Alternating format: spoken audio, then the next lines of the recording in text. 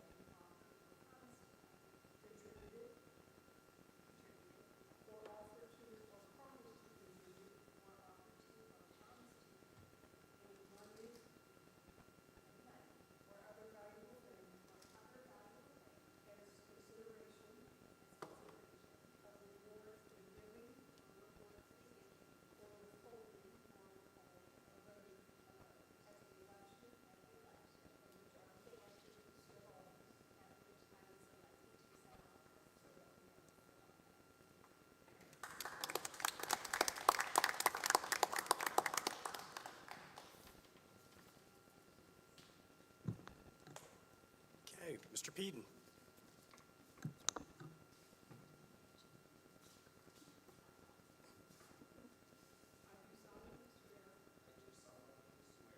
solemnly swear that I will support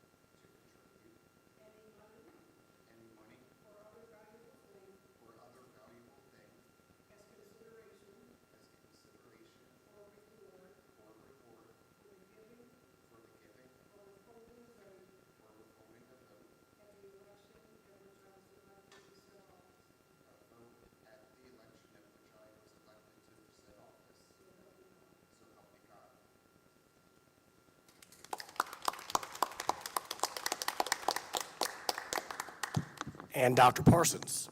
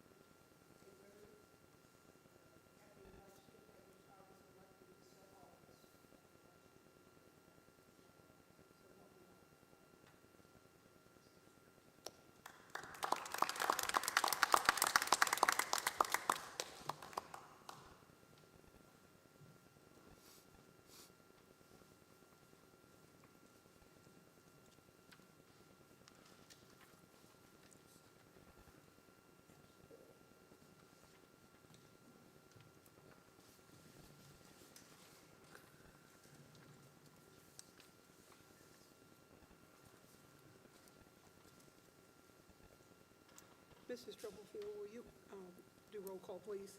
Mrs. Briggs? Here. Mr. Cathell? Here. Mrs. Klein? Here. Mr. Neal? Dr. Parsons? Here. Mr. Peden? Here.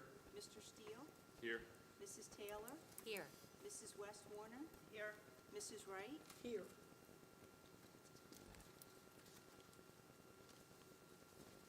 We have 9 present. That does constitute a quorum.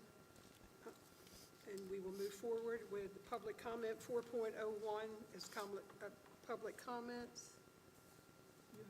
Okay. And I will read this to you, that the school board welcomes the opportunity to hear from the public during our public comment session at the beginning and end of each public session. Members of the public speaking as individuals or a member who represents an organization will be allotted up to 3 minutes. As per Board Policy BDDH, in order to comply with the First Amendment, the board will not entertain protracted public comment in favor of or against a staff member. If a speaker makes defamatory statements or invades the privacy rights of a student or employee, the speaker is responsible for such statements and may be held liable. We thank you for adhering to this policy when sharing your public comments. Okay, good evening, everyone. Just to share this meeting, we will have public comment now, as indicated by Mrs. Wright. We also have an exec session planned, and after that, we'll have an additional public comment. So if you would like to provide public comment now, I'll go through the names. Certainly will allow that, and then if you would prefer public comment when we come back out for our regular business, please let us know that as well. First signed up, Blair Catlin Brown.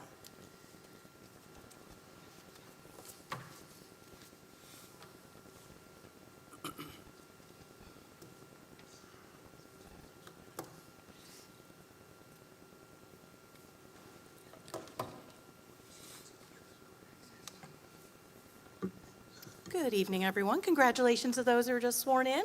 I look forward to working with you.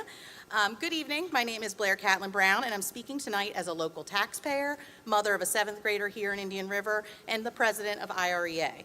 The message is simple. If the board refuses to take action to bring revenue into the district, then the board invalidates their assertion that we are in dire financial straits. IRSD is in dire financial straits, so the board must take action to stabilize both our workplace and our students' learning environment. You have already made the difficult decision to cut over 150 positions, and you've also made it clear that more cuts will be needed. But you are now hesitant to make the next difficult decision, even though it would bring in revenue. Tammy Smith has told all of us that we cannot cut our way out of this problem. If you refuse to bring in revenue and only focus on cutting positions and programs, then you're ignoring that wisdom. Some of you have indicated that you listen to your constituents and your voters, but when we have a board where 6 of you obtained your seat through uncontested elections and there was low voter turnout for the referendum, it feels nonsensical to base the future of our district on a belief that any recent elections were mandates that outweigh your responsibility to your role as financial stewards. The role you chose to take on is meant to be nonpartisan and is centered around governing this school district. You cannot govern a financially defunct district. You must increase revenue so that our district can stabilize. Staff wants to go to school this next year focusing on our students and not waiting for the next financial fallout. Please vote to utilize the full power given to you under law to bring revenue into our district. Thank you.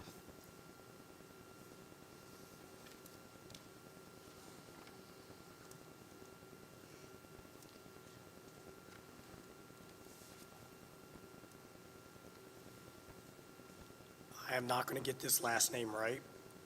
Rick Radusevich?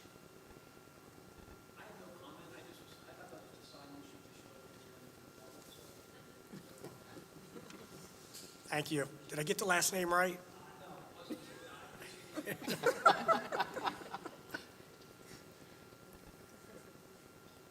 Bob Wingard?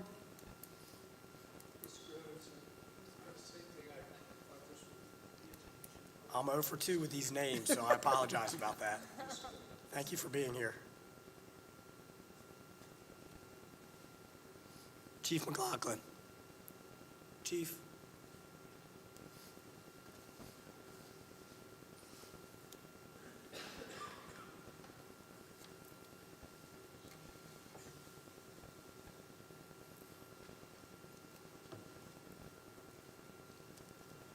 Good evening. I was going to speak at the next one, but I'll go ahead and speak now just in case something comes up and I got to run. Good evening, members of the board. I appreciate the opportunity to speak with you again this evening. I'm Kenneth McLaughlin, Chief of Police in Ocean View. I've addressed you previously on the importance of maintaining school resource officers in our schools. And I'm back tonight to continue that conversation and respectfully urge you to preserve this vital program. I understand the difficult financial decisions you are facing. However, I believe the decision to fund SROs in only 2 high schools and 1 middle school, while leaving the remaining schools without any dedicated officer, raises serious concerns about student safety and equity across the district. Every school deserves the same level of protection and the same opportunity to benefit from the presence of a trained, trusted school resource officer. Our elementary and other middle schools are not immune from the safety threats, and the students in those buildings are often the most vulnerable. I respectfully ask, what message does it send to families when some schools are protected and others are not? SROs do far more than provide security. They serve as mentors, role models, and first responders. Their presence helps deter negative behavior, build trust, and create safer learning environments. These positive relationships are especially critical in our elementary and middle schools, where early intervention can change the trajectory of a child's life. Removing SROs from the majority of schools also increases response times in an emergency. Officers responding from outside the building simply cannot match the speed, familiarity, or immediate situational awareness that an on-site SRO provides. I also want to highlight the SRO programs continue to have strong public support. Families recognize the value these officers bring every day. Eliminating them in some schools while keeping them in others will only deepen the public's frustration and erode confidence in district leadership. I urge you to reconsider this approach before you finalize the budget. The time to find a new path forward may have passed, but the opportunity to make the right decision still remains. Please restore funding for SROs in all of our schools and reaffirm your commitment to the safety and well-being of every student, not just those in select buildings. This is a matter of equity, preparedness, and public trust. Thank you for your time and your continued service to our schools.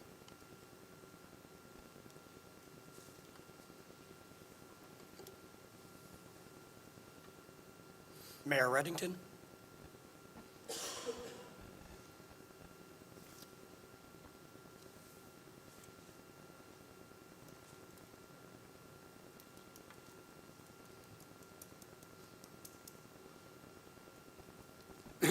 Good evening.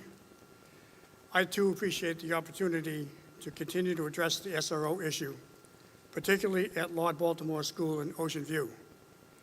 For 3 years now, the town of Ocean View has come to you to request funding for the program that should not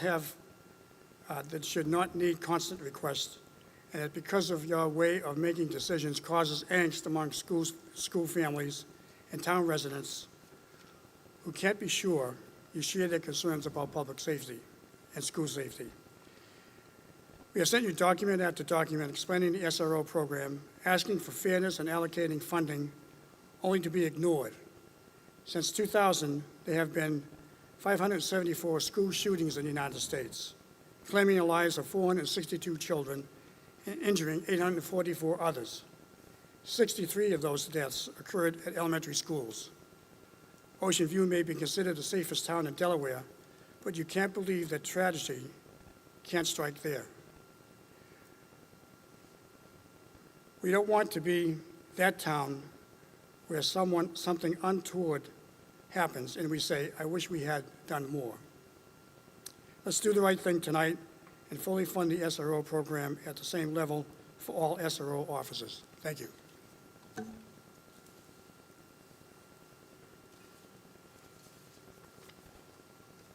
Town Manager Hauk.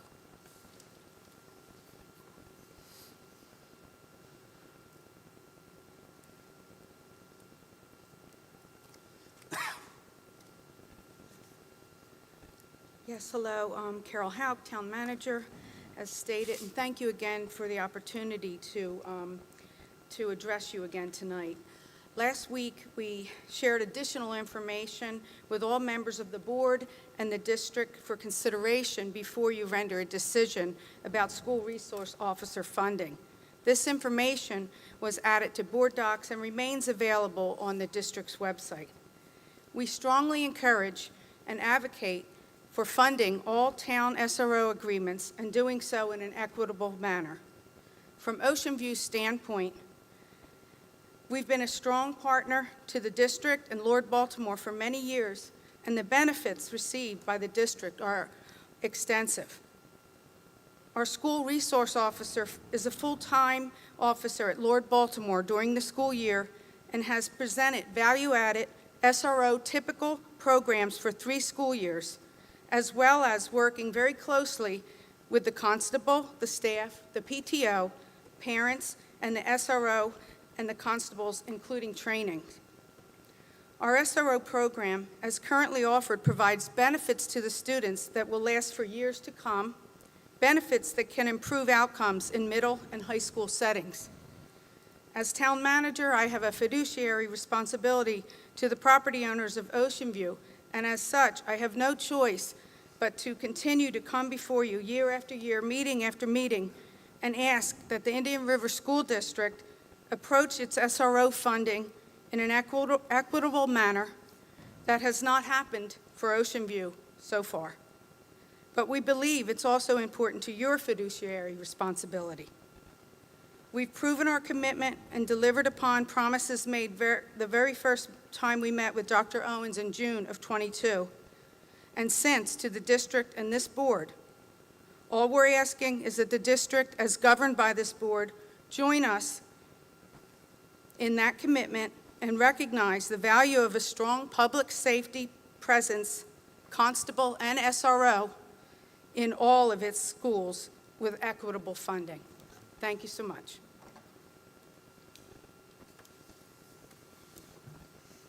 Councilman Cobb?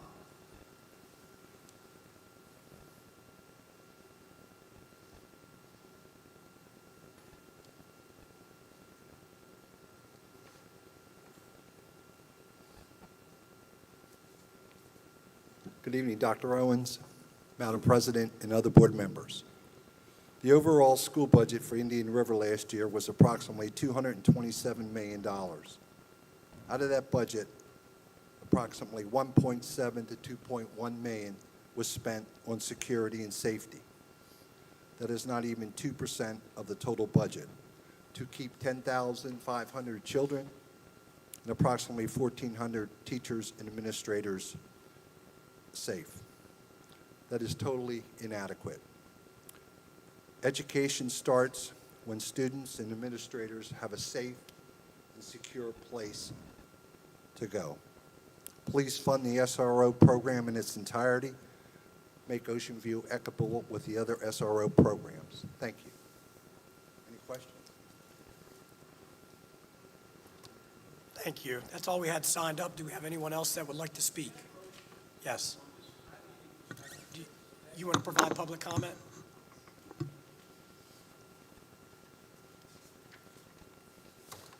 Maybe one of the reasons why I'm here is a bit Before, providential. can we get your name so that they can have it for record? Yes, Rick Radatovich. Maybe one of the reasons why I'm here is providential in the fact that I can give you all a unique perspective on the importance of an SRO. I come from Sandy Hook, Connecticut, and we experienced the tragedy of 26 lost souls. My neighbor, the Pintos, lost their son Jack. And what I would do today to have a resource officer at that time, things would be a lot different. And I can tell you, my son is now 22 years old. He still suffers from stress from that experience. So I think it's important, and you never think it can happen to you, but a sleepy little town like Sandy Hook, Connecticut, experienced a tragedy that we're all aware of. So again, I'd be fully supporting the SRO position. Thank you. Thank you. Is there anyone else that would like to, Chief?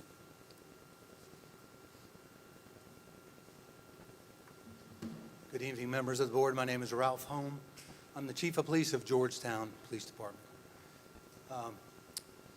People that spoke on the SRO subject have done an eloquent job at that, and I really don't have more to add.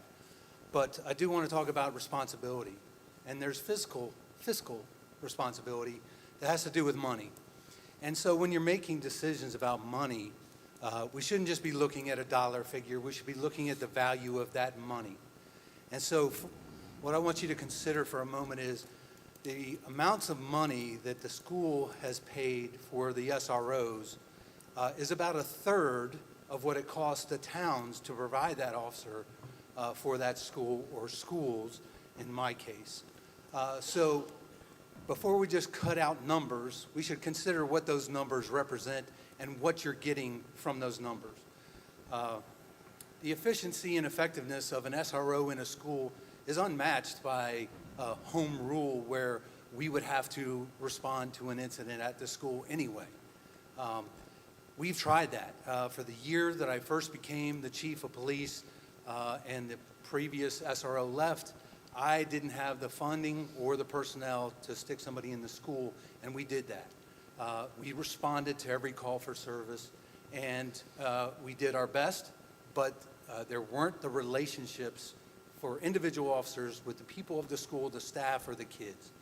So that's, I want you to consider that in fiscal responsibility. The other responsibility is to your staff, to the children that attend those schools and the parents of those children.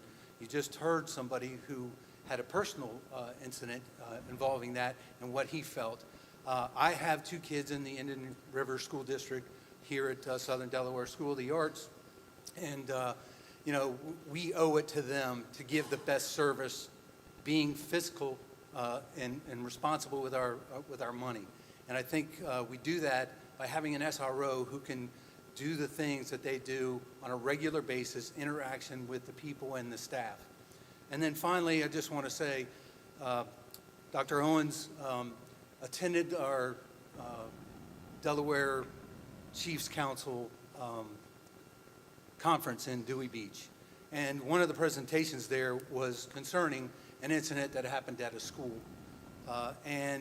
He saw not only how quickly things happened in that after action, but they talk about the after action report as well. In an after action report, they look at every aspect of the failures and things that could have been done better. Please don't be a part of the after action report. I'm already going to be there if it happens in Georgetown, because that's the responsibility I have as a chief of police for Georgetown. You don't have to have that responsibility. By funding the SRO programs, you take that off of your shoulders because you are doing the best thing for the kids that you represent. Thank you. Thank you to all of our speakers this evening. Is there anyone else that did not sign up that wishes to provide public comment? Dr. Owens, I just have a question. I appreciate all the information that was shared this evening or this afternoon with us, and I really value safety in the schools. As being a past counselor of Indian River School District, safety was every day a part of what my job entailed. I just have a question because I feel like I asked this last year, and Lord Baltimore has a model SRO program that really does a great job at a comprehensive school-wide program for the students. I hear about it all the time. I asked last year, and I don't know that this occurred, but if indeed this would pass, I think it's critical that the knowledge that Lord Baltimore has on how they implement their SRO program is shared district-wide through some training. And because I would like to see that in every school, equality across the board, that all students are definitely receiving the same amount of safety instruction through a comprehensive school-wide program. So just a question, if this should pass with further discussion, would Lord Baltimore be willing to do a kind of a pledge that they would go forth in helping all the schools? Ocean View, yes.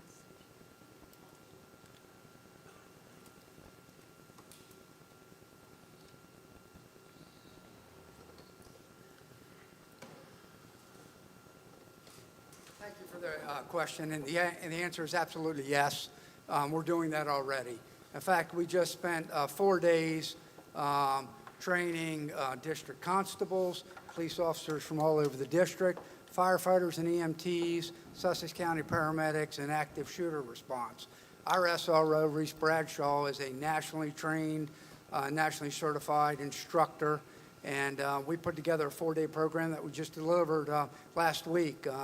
I think there's going to be an article on this week's Coastal Point on it, so you can read up about that. But we're doing that constantly. We've trained, in fact, we had the last 2 constables going through our program, so 100% of the district constables we've trained that have completed that. And we're working with the SROs all the time. You see the chief of Georgetown's here, the chief of Millsboro, and I believe Selbyville are going to be here this evening a little bit later to speak as well. And we're all working together. We're also working with DSP, and many of the DSP SROs have also trained with us as well. So some of the programs that we are doing at Lord Baltimore are a little bit unique. As long as we've got district support, we absolutely will be more than willing to spread them out across the other schools. Thank you. Yes, ma'am.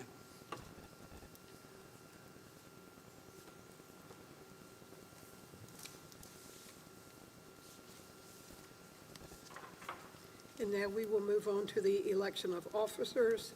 5.01, the first one would be for president. I would open the floor up for nominations at this time. My main goal as a board member right now is to focus on the referendum. I think that's ultimate.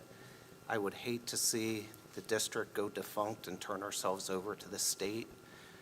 So by definition, insanity, doing the same thing over and over again, expecting different results.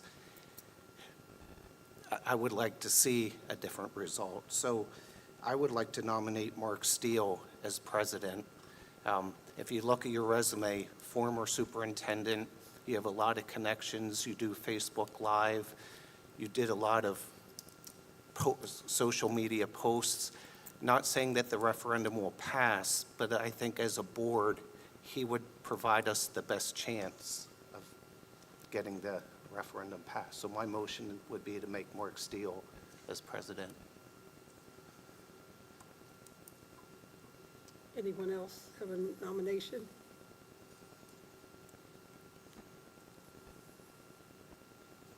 We have to do it 3 times. Any other nomination for president? Nominate the other, right, president.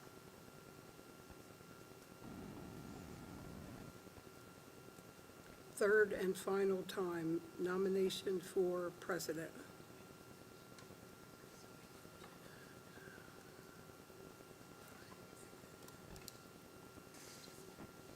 Hearing none, we will take the vote. So we have to do it individually, right? First motion was Jerry Pete. Yes. So we have a nomination for Mark Steele by Jerry Peden. Do we have a second? Second.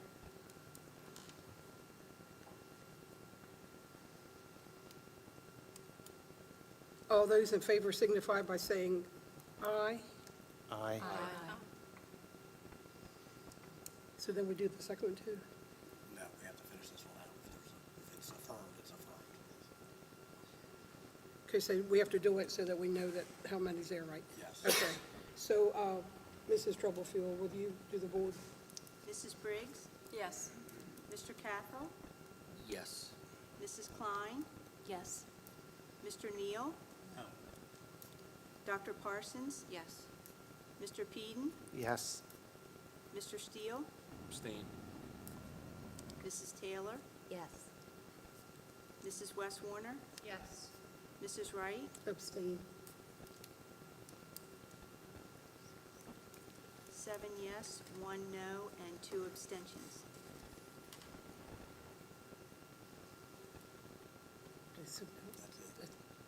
So now we would entertain a motion on the floor for vice president. To be consistent with change, I would like to nominate Kimberly Taylor as vice president. She is outward in looking as a board member, but you've also had inside as an employee. You can make connections.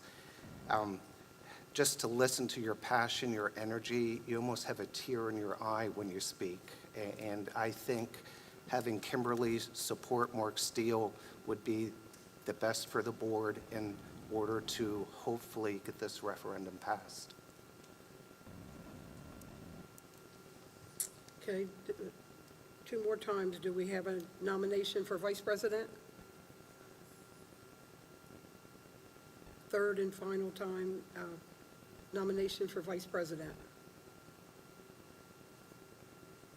Okay, hearing none, we would do the vote, please. Mrs. Troublefield. Is there a second? I'm sorry. Oh, yes, a second for Kim, Mrs. Taylor. I'll second.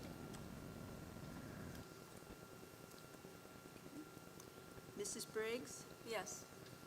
Mr. Cathell? Yes. Mrs. Klein? Yes. Mr. Neal? Yes. Dr. Parsons? Yes. Mr. Peden? Yes. Mr. Steele? Yes. Mrs. Taylor? Abstain.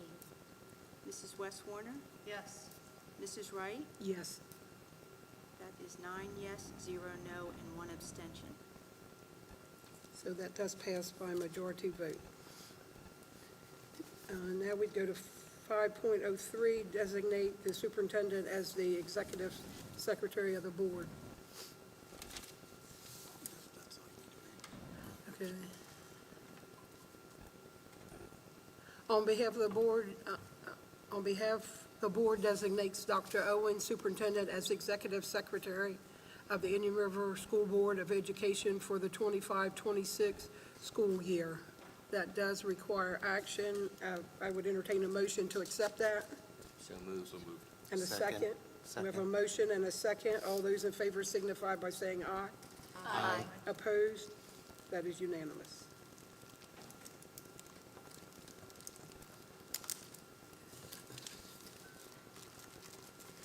Now I would entertain a motion to recess and go into executive session.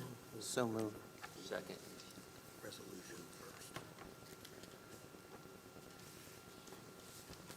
I take that off the board. We have a resolution. Here we, okay. If you need that done, I can take my motion off the table. Yes. We need to do the resolution before going to Right. executive. I take my motion off the table temporarily. Okay, annually before the board, we consider a resolution. I'll read the resolution in terms of the fiscal responsibilities within the district. It is available in full on board docs.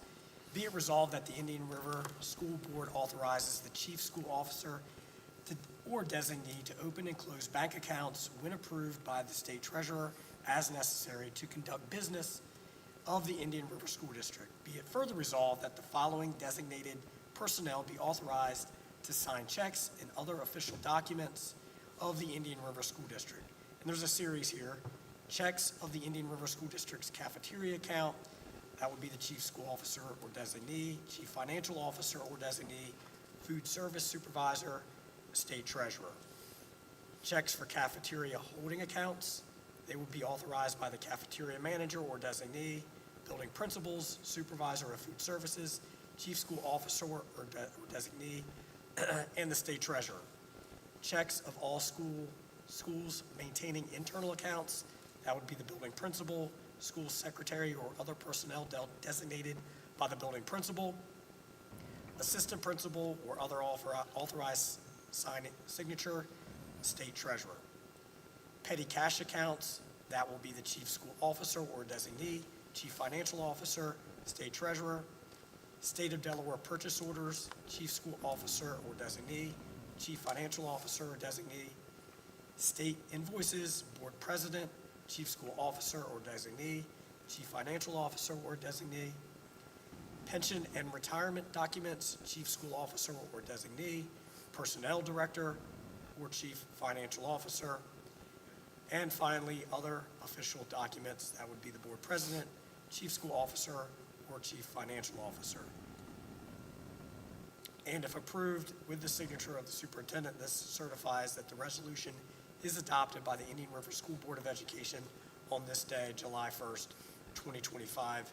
And Mrs. Wright, that would require action by the board. So hearing the resolution, I would entertain a motion at this time to accept it. So moved. So moved. We Second. have a motion and a second. All those in favor signify by saying aye. Aye. Opposed? That is unanimous. Now I would entertain a motion to recess and go into executive session. So moved. Second. We have a motion and a second. All those in favor signify by saying aye. Aye. Opposed? We are now in executive session.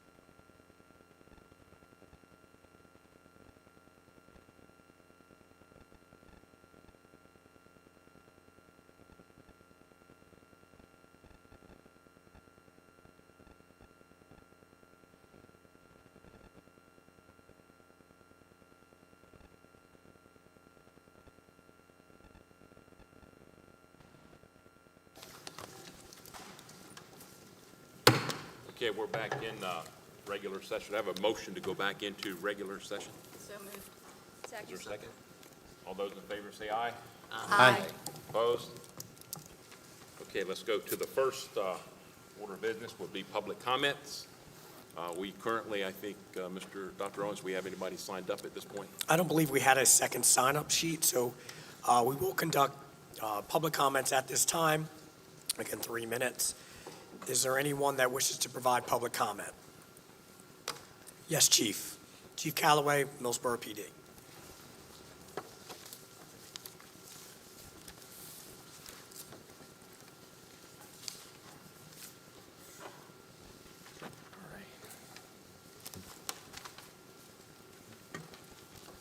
Good evening. I've been instructed to speak loudly. Can you hear me? Yes. Okay, perfect. Good evening. My name is Brian Callaway. I'm the Chief of Police for the Millsboro Police Department, and I appreciate the opportunity to speak to you tonight. For many years, our local police agencies have partnered with the Indian River School District by serving as school resource officers.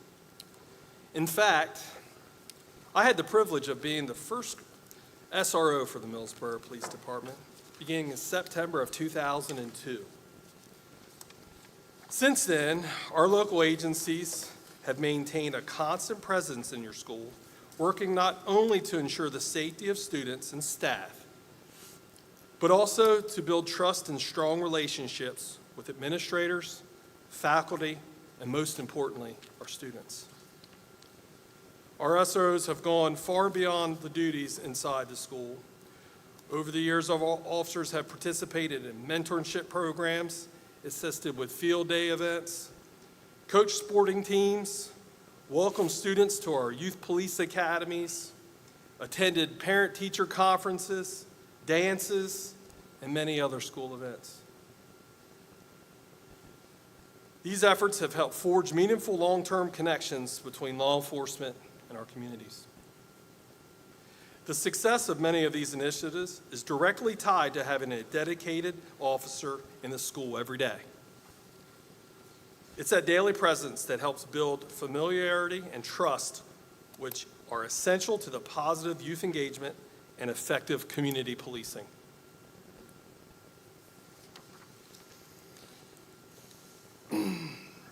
However, without dedicated funding for an SRO positions, many complaints or incidents that happen in your schools may need to be handled by our patrol officers.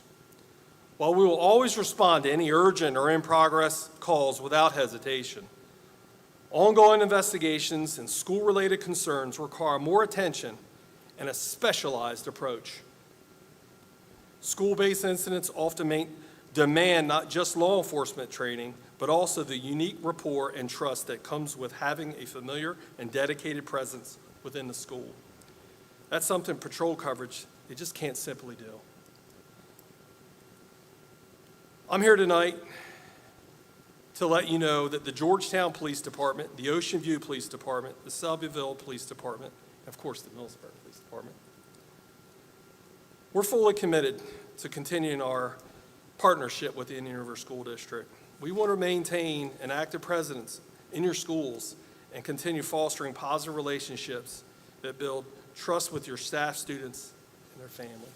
15 seconds, Chief. Thank you. That's all.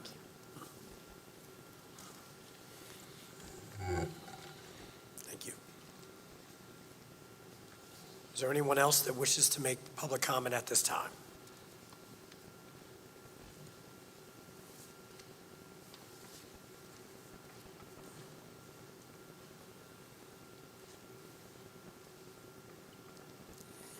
If you could just provide us with your name, please. Kimberly Khan, K-A-A-N. I am a Millsboro Town Council member, but I am addressing you as a resident, a member of Millsboro community. And I have seen the value of having a dedicated officer interact with the students. I don't currently have a child in school now. Those days are behind me, but if I was a parent, I'd be here I'm surprised there aren't more parents, but I guess given that it's July, near the 4th of July weekend, the relationships that these guys form with the staff, with the students, it's invaluable. And it's a relationship that is established, and it follows them into adulthood. I just can't imagine with the environment that we live in today, that there's not going to be a dedicated SRO who's a local in the schools. That's heartbreaking to me. And that's what I wanted to convey. Thank you. Thank you. Anyone else wishing to make public comment? Seeing none? Okay, we move along to new business. 10.01, school resource officers. So, board members, as we have discussed and we heard public comment this evening, within board docs are the documents that have been provided. Last board meeting, we did approve the state police officers within the designated schools, and tonight's is consideration for the municipalities at Selbyville, Millsboro, Georgetown, and Ocean View. And Mrs. Smith has joined us again this evening. If you have any questions regarding the funding associated with those elements, and I'm happy to answer any questions as well. Mrs. Smith, could you please come to the podium?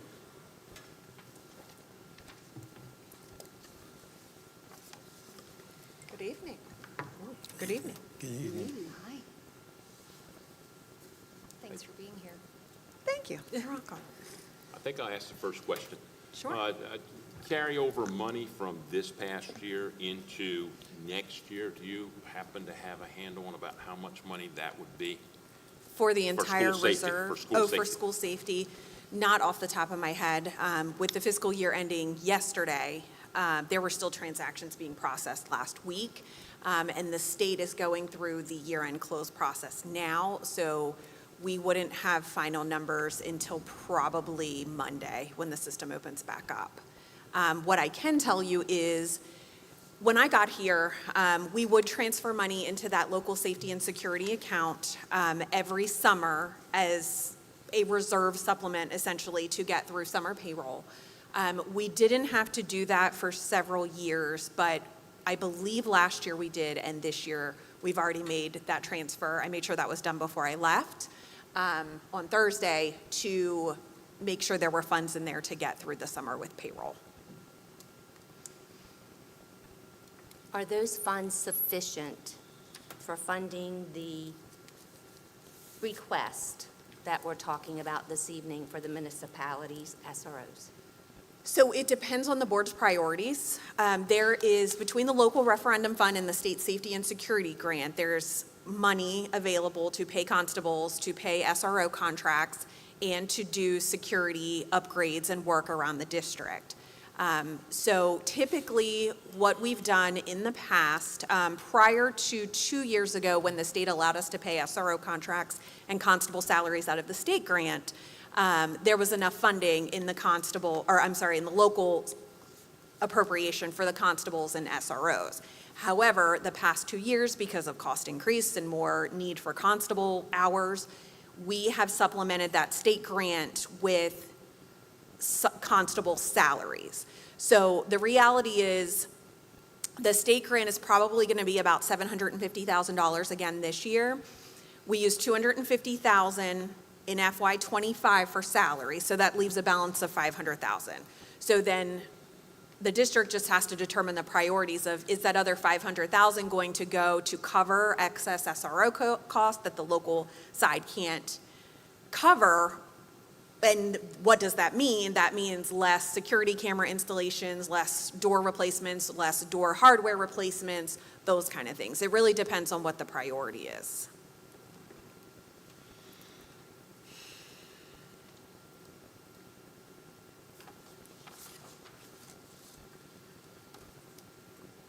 Any other comments?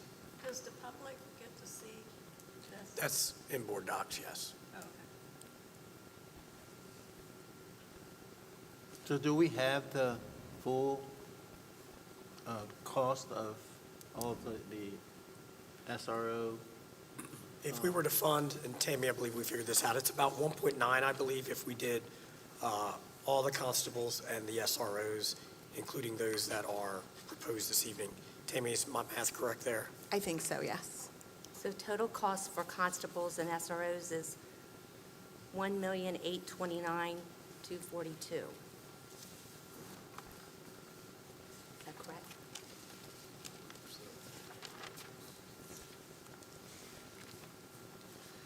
My calculations, Mrs. Smith, is approximately 1.6 million in local funding from the 2017 referendum earmarked for school safety, Correct. in conjunction with the 758,000 we had from the state, gives us somewhere around $2.3 million.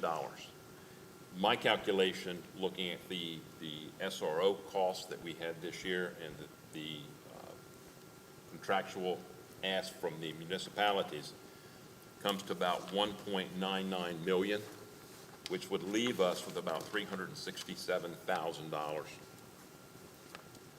to do the other things that we do. Correct.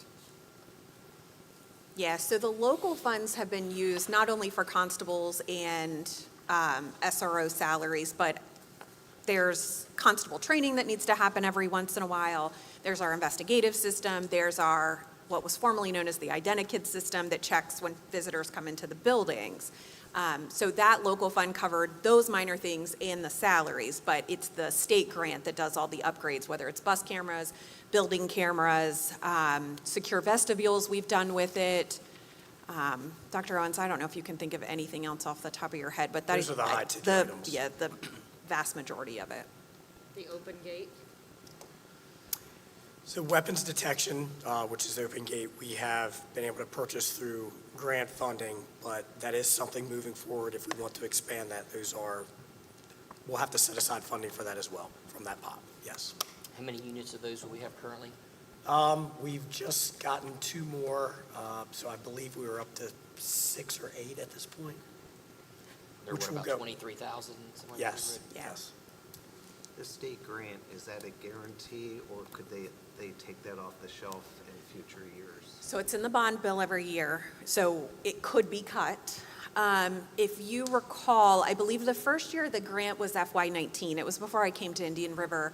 Then we, I think, didn't have it for 20 and then had it for 21, or something like that, or maybe it was 18 and 20, something like that. Of course, with COVID shut down, that money kind of went away for a few years. Opened back up, the money came back. A couple years ago, through legislation, the state set up a fund for that, which tells us that it's going to be funded more every year. But again, it's budget bill epilogue language, so it's not guaranteed. Now, it is in the FY26 bond bill that was passed late last night. A new stipulation was added that all of our constables will be required to attend a training through DEMA for school security. It is at no cost to the districts, thankfully, but all of our constables will have to be trained on that for the districts to be eligible for that state grant now.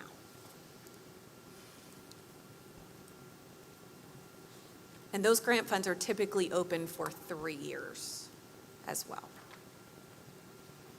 So I have a question for you, Tammy. Sure. I don't know if you can hear me.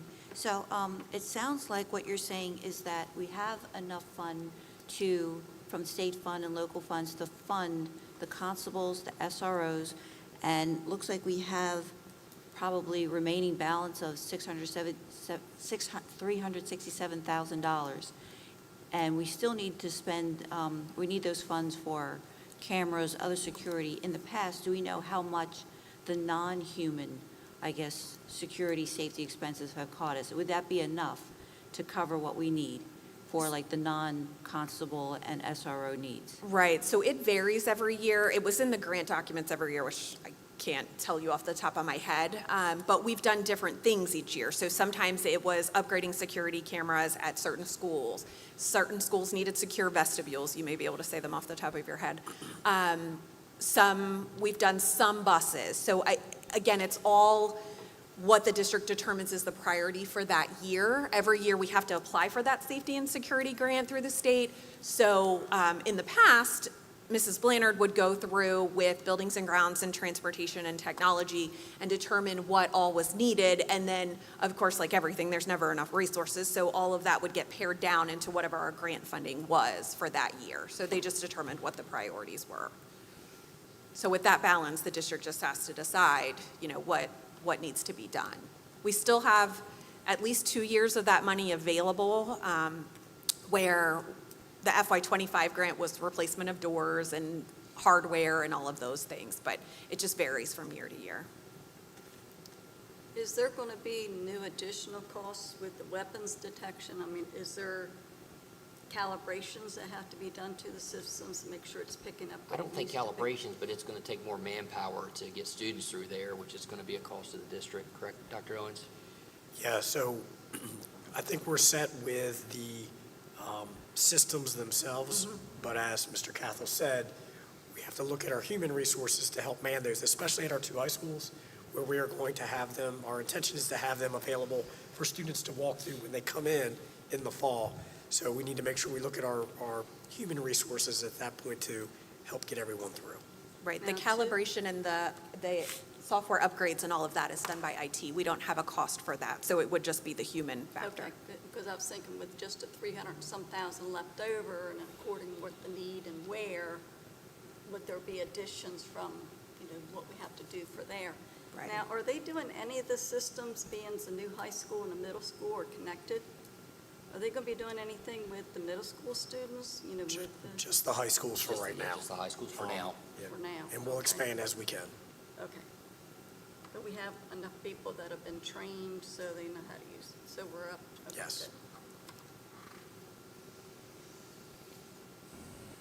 Are there additional after-hours costs, like for more human help, that would come out of that funding, or is that built into the SRO and constable cost already? So yeah, it's constable overtime. So that could vary from year to year depending on what athletic events we use the weapons detection systems at, or other school events or something like that. Is that coming out of safety and security? I believe it is. We did this winter, I believe it was, have the schools pay out of the athletic budget for one constable, and then the safety and security funds would pay for a second constable. Okay. Thank you. And I do believe that, our municipalities are here, that they provide services at times before school and after school for various events as well. So they do provide that as part of their services.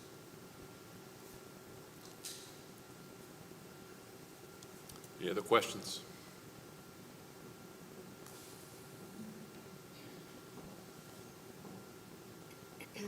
Hearing none, does anybody have a motion?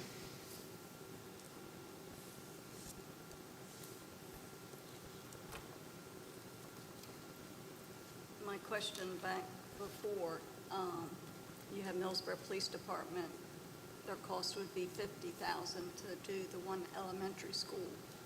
Ocean View is requesting $80,000. There'd be a discussion there. It would be kind of hard to explain to, the people of the district why two different charges for just taking care of an elementary school in each. Or is that a discussion for? Well, Ocean View has submitted their documentation. I'm sorry. See, yeah, I don't think they can hear. Lisa, you may have to go a little closer to the mic. As I asked before, with the SROs, Millsboro Police Department has submitted to secure the East Millsboro Elementary School at $50,000, and yet Ocean View Police Department, to do one elementary, Lord Baltimore, they've submitted $80,000. That's a big, to have to answer questions to anybody in the district. Certainly, and the representatives from the town have indicated that for equity purposes, the ask is for us to fund that officer fully.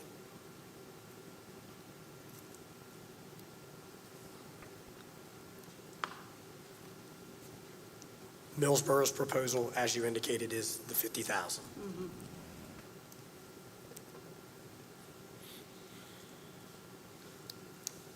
It sounded like the town of Ocean View and Chief McLaughlin were open to more training and more sharing of some of their, I guess, learning resources, professional development from what I understand, with other SROs in the district. Yes, that offer has been made in conversations with the chief, and he is still here, and the town is here. They have suggested that they will be willing to work with our other schools to provide those trainings. There's the gun training, there's the bike rodeo. I don't want to misrepresent anything. There's other programs that they have done at our schools over the years. Is that possible to be outlined in the contract? I don't know if Mrs. Hauk or Chief, is it okay if they approach? I think I'd like if you both could approach the podium, please.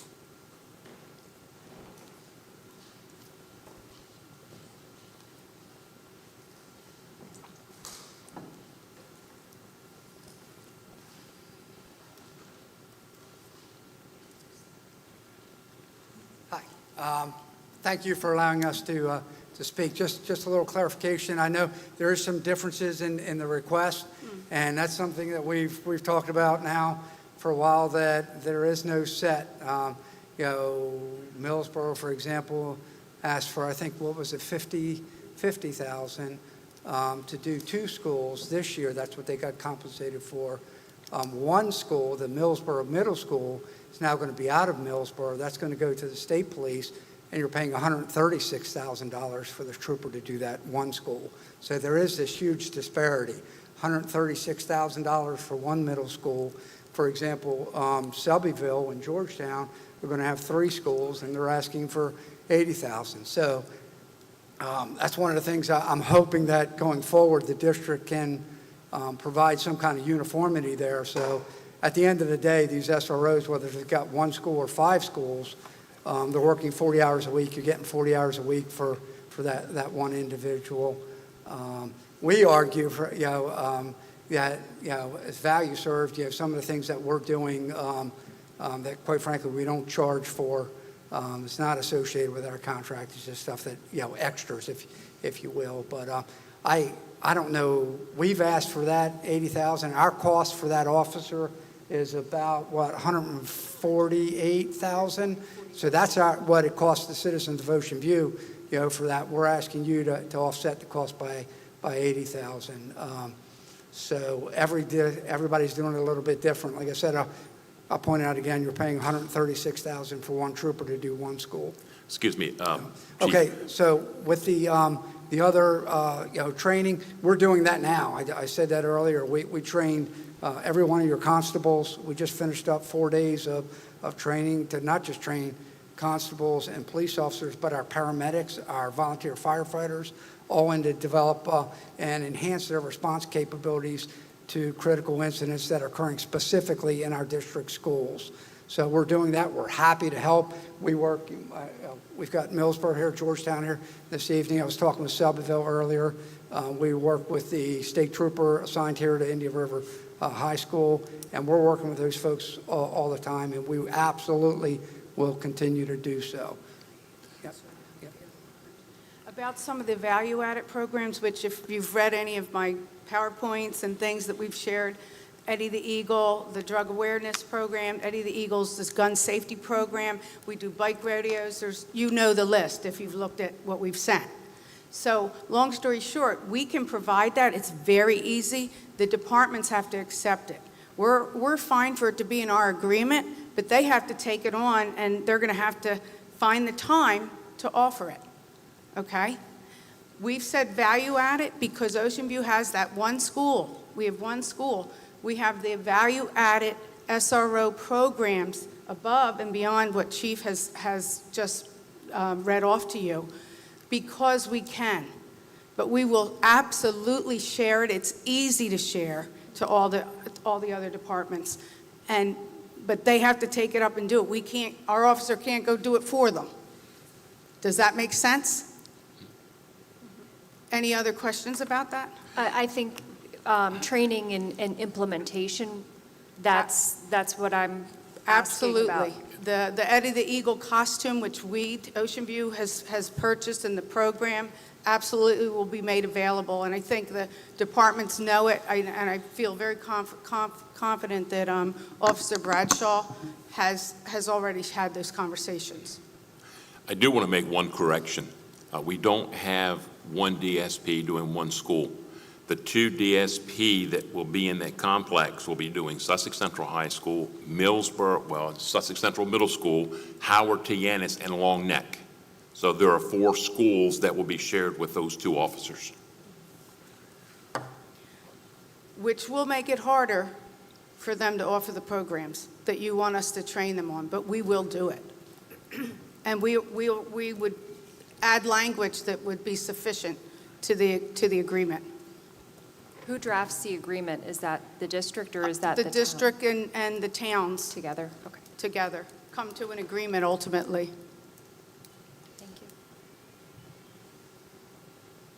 you. So I want to also, for the record, state what our contract was last year, okay? It's a 10-month contract that includes salary, benefits, and everything to put that police officer in both schools, right? Last year it was, I believe, 83,000, roughly, give or take. It was 83,000 for the middle school and for the elementary school. Little history lesson, the elementary school was not in town years ago, if you remember, it was not. We fought very hard to get that in town because it made sense for Middlesboro.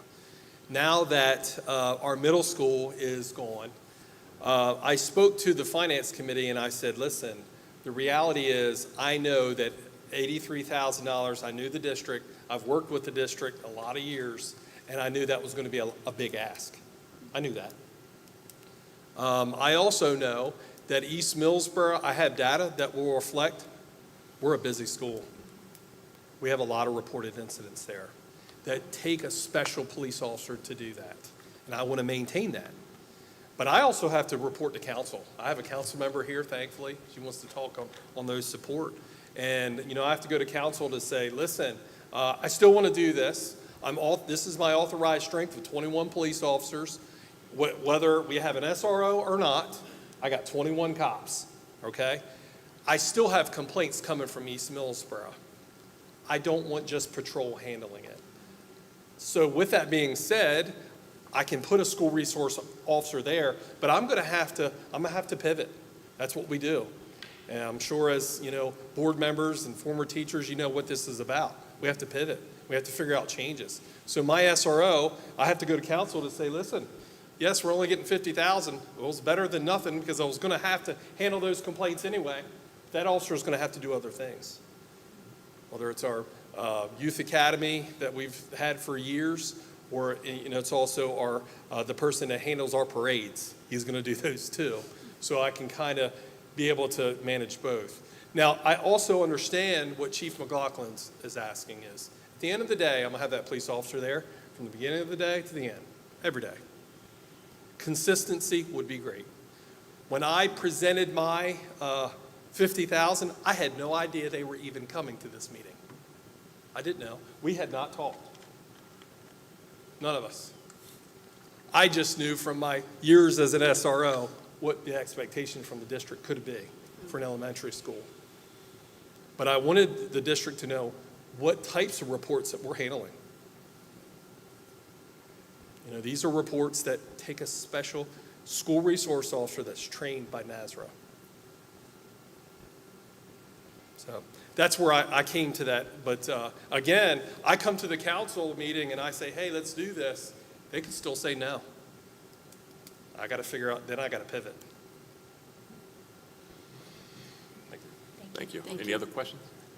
I just have a comment. I think it's clear that we as a board and district need to kind of define maybe some funding levels for the SRO program in the future, just so that we can have a range of what to budget for for this support, this mutual support.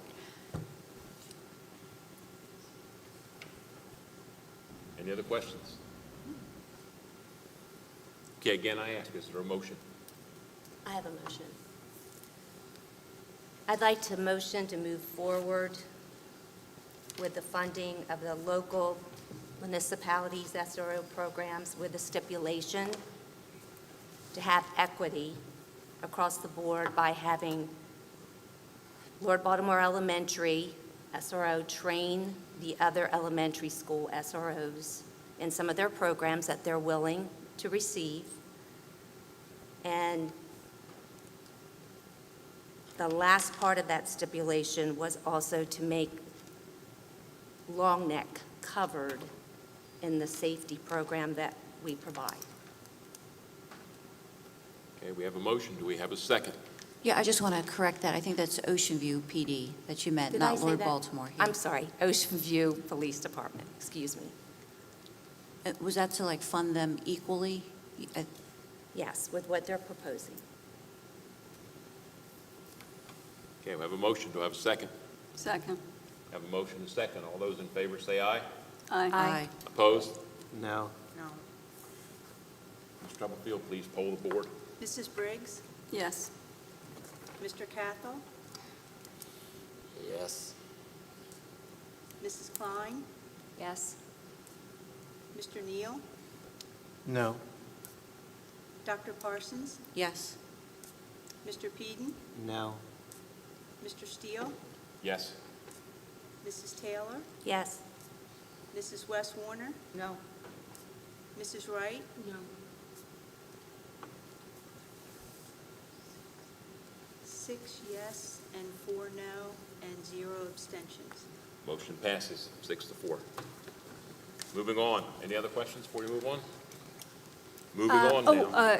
Just maybe something in the reporting, too. It seems like there also needs to be consistency in some of the reporting of incidents, and maybe that can come to the board, too, annually. Okay. Dr. Owens, do you have that? Yes, I'll work with our chiefs on that. Thank you. Okay, moving along now to item 10.02, fiscal year 2026 local tax. Okay, you have an updated tax rate document on board docs. Last Monday, the bond bill markup had not begun. It occurred Tuesday. I think it was actually one day. You may have heard it was introduced, it was defeated, but it was passed both by the House and the Senate late last night, with no changes from what was introduced last week.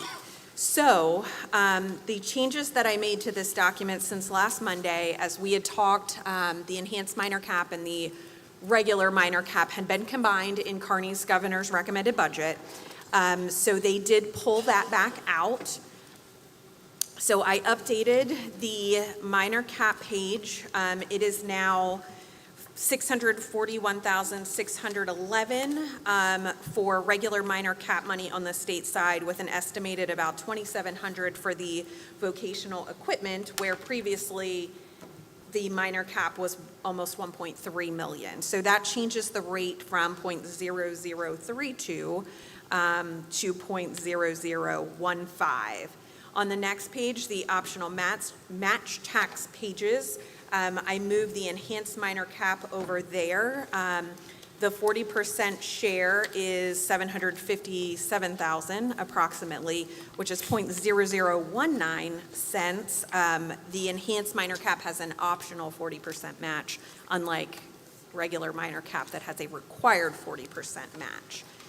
So with that, the last two pages, I updated the options that I came up with, but certainly you're entitled to mix and match however you choose.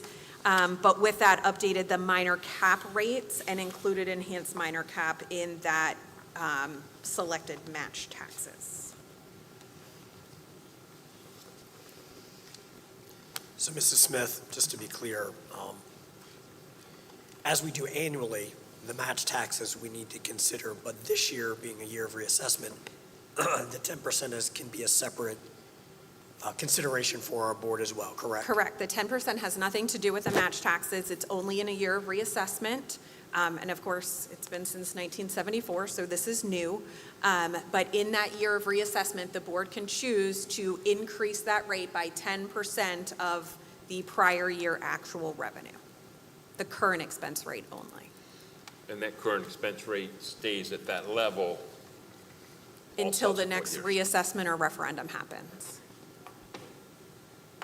That's the outside, you all have never had control of the current expense rate because it has to be approved through referendum.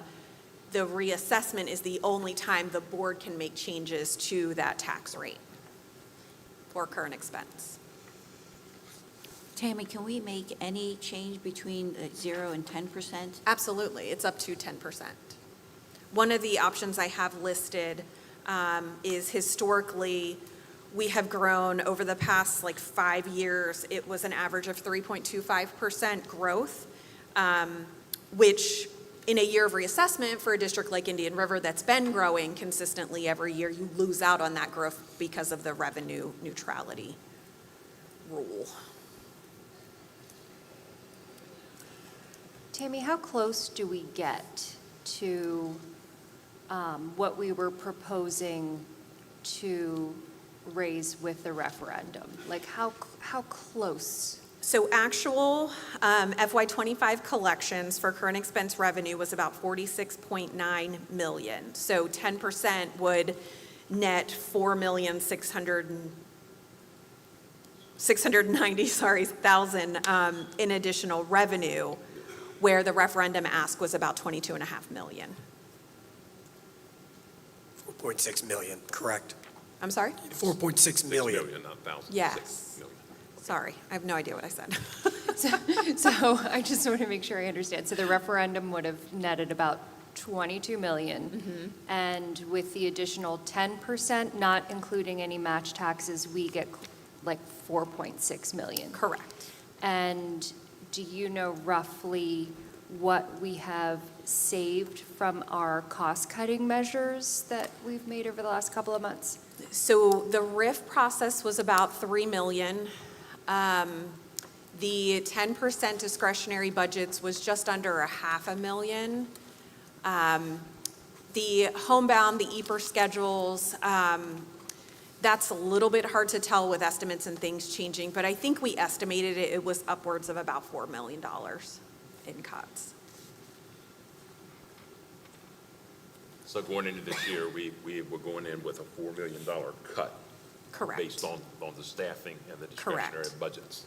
Which was figured into the analysis that I gave you all, I think it was March 31st, of what next year would look like, all things being equal, with the cash flow. But that's what, I put that estimate in there. And how important is it for a district to build a reserve? So it's extremely important. Every district does it. What happens with the cycle is our main tax revenue comes in mid-October. So in June, at the end of June, we have to have enough money available to get through the summer. And when I say get through the summer, that means we're still paying out 10-month contracts. So any teacher or para that worked with us throughout the school year, their pay is spread over 26 pays. So the contract pays are the second pay of September through the first pay of the following September. So you have to be able to make that payroll. You have your 12-month employees who are working every 2 weeks and getting paid every 2 weeks anyway, getting paid through that. We still have all of our utility bills and all those normal reoccurring bills that we have, plus the schools are preparing for the start of school. So we're ordering supplies and all the things that are needed to get school started. So it's extremely important to have that built up. Districts typically go between 5 and 10% of their budget for reserve. But on top of that, by law, the district has to have at least 1 month's worth of local payroll in reserve. It's a good baseline, but that doesn't make, it doesn't show the entire picture, because we have July payroll, we have August payroll, and we have at least half of September's payroll before that first little bump of tax revenue comes in. So while by law it says a month, that's not the reality of the situation when we need to be able to get through at least mid-September. Part of the problem with this upcoming September is the second pay in September is September 19th. We get our local tax collections around the middle of September. So those could be like two ships passing in the night, which is what happened this year. The tax revenue coming from the county was a little delayed, so that second payroll hit before we got any of that revenue. And that's also why we do those 3 times a year financial position reports, because the state implemented those as districts had gotten themselves in trouble with making payroll and being able to pay all of their bills, not just payroll. So that's why we do those projections and show what it looks like. Ms. Smith, have we reached out to any of the other districts locally or even within the state to see what they are doing regarding this 10%? So I'm not sure what's happened this week. However, we have had conversations as a finance directors group for 2 years about all of this. I had specifically asked Kent County a few months back what they had done. Every district in Kent County took the 10% except for Smyrna. They were going to referendum. I think they had some concerns, so they did not take the 10%. Everyone else, Newcastle and Sussex, are in the process. Some have probably in the past week or so approved their tax rates. Some are probably still doing it today or next week. The tax warrants are due to the county the second Thursday of July. I can tell you in Sussex, Woodbridge and Milford are taking the 10% because they took it in Kent. Everyone else, I don't know. Newcastle, I know Christina has said publicly that they were doing that in lieu of going to referendum, but otherwise I don't specifically know the other districts. Nor what do I think a finance director would be willing to say yes or no until they have a board vote. Mrs. Smith, how does our tax rate compare to other school districts in the county? So prior to reassessment, we were the lowest, significantly lowest in Sussex County. However, everyone's changing their tax rates right now, so I don't know what that looks like. For example, there was a pretty big gap between us and Cape historically, at least over the past several years. With looking at what their assessed value is now compared to ours, I think that gap's going to tighten up. But this is where historically, like last year, we were collecting $186,000 a penny, and now I think it's almost 3.9 million. So those pennies are worth a lot more, so it's going to close some of those gaps. So how far, you say we're the lowest in the county, like what would it take for us, like what percentage tax rate would it take for us to increase to match like maybe the next lowest school district in the county? I don't know that. We never calculated that with the old tax rates, but like I said, with the new tax rates, I wouldn't even want to speculate on what that looks like until I saw everyone else's current expense rate. And all of that is factored on who's taking the 10%, are they taking 3%? What if nobody took the 10%? Like they just remain what they are now? The rates still have to calculate down. So for example, our current expense rate for FY25 was $2.35. Now, not taking the 10% at the current assessed values that we got from the county a few weeks ago, it's 11.54 cents. So everyone has to adjust their rates down. And it all depends on what their new assessed value is and whether they're taking the 10%.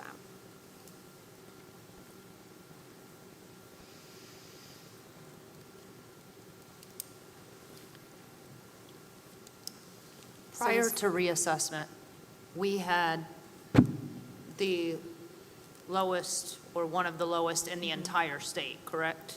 I can't speak to the entire state. I don't know that we ever looked at it that way. And Newcastle County current expense is a little different. They have a tax pool for like 4 districts up there, so I'm not sure exactly what it looks like.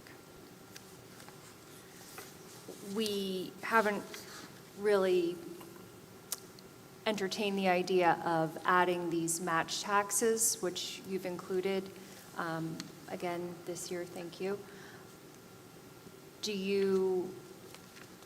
Are we able to utilize this funding for their specific purposes? as a way to help offset the costs that, that we have as a district? So enhanced minor cap, that'll help generate additional revenue for deferred maintenance projects. So just a quick side note, enhanced minor cap came up a couple of years ago. It's still relatively new funding because the state asked every school district to look at what deferred maintenance projects had not happened yet at the school level, because there's not enough minor cap money to replace roofs and HVAC systems all the time. So that would help the district to be able to do additional projects. Technology, we funded a lot of technology through ESSERF, and that has gone away. We rely heavily on Title I to do those things. So we do need a funding source for that. Reading resource, math resource, and reading interventionist would go to help cover the local cost of salaries of existing positions. That local share is coming out of the regular current expense collections, so that would help to alleviate that. And those are mandated by the state? The positions? Yes.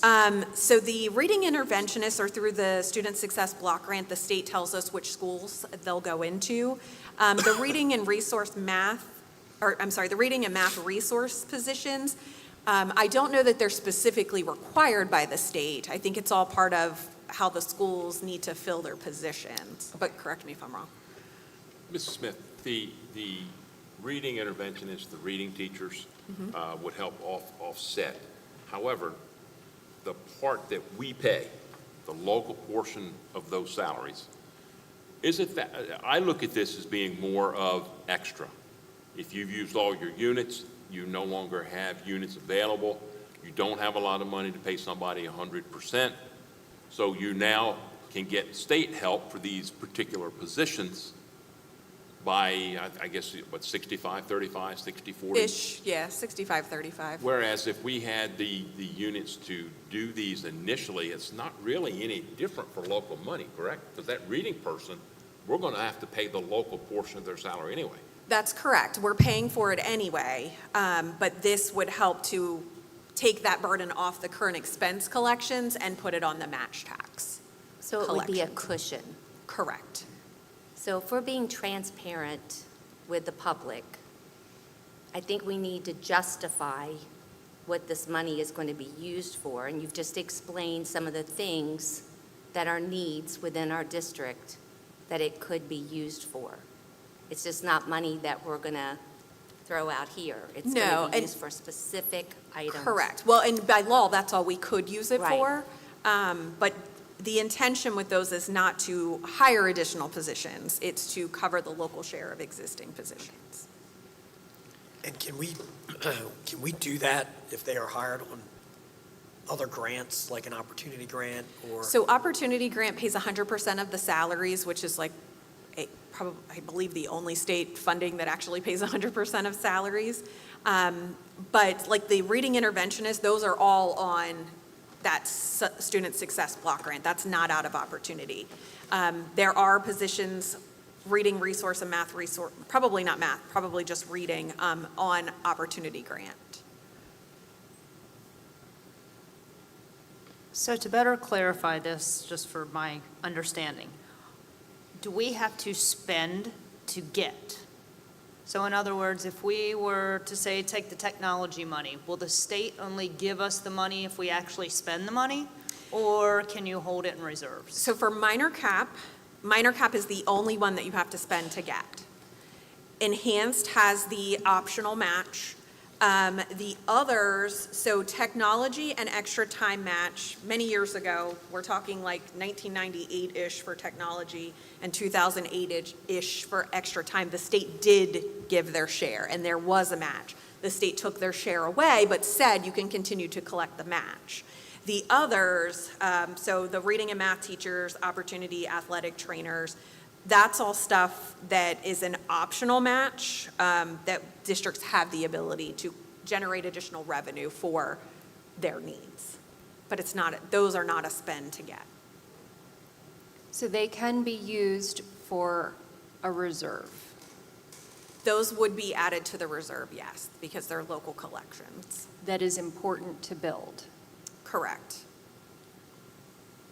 Would we have to choose all of the match taxes, or could we pick and choose? No, you can absolutely pick and So choose. say the athletic trainer, maybe we don't have to, but we could select the reading interventionist and then the math match Correct. tax? Correct.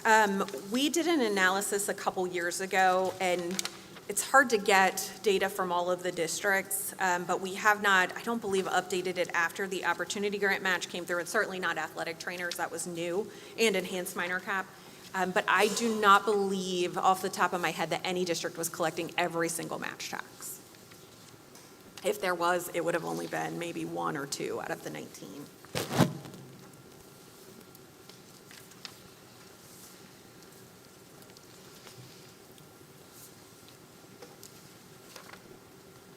I think as a district, we have been saying for, well, since March and before that, that we have spent down our reserves, and we're concerned about making payroll. I think it's clear that we need to consider something greater than the 10%.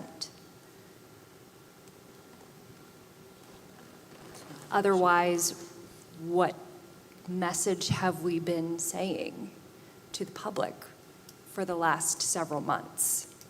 And if we, the board, have the ability and the authority to do that, we need to make sure that we can do that. Otherwise, what have we been saying? I mean, it just kind of invalidates our message. And by greater than the 10%, you mean doing match taxes? Yes. And certainly, you could pick 1, you could pick none, you could pick 2, you could pick 3. You know, you could roll in a couple this year and a couple next year, or however you choose to do so. I do think the 10% is very important because of the cash flow concerns for this coming year. The dollars on the other match taxes are not nearly as great, but certainly would help in any way alleviate the burdens to that current expense money that's dwindling. Yes.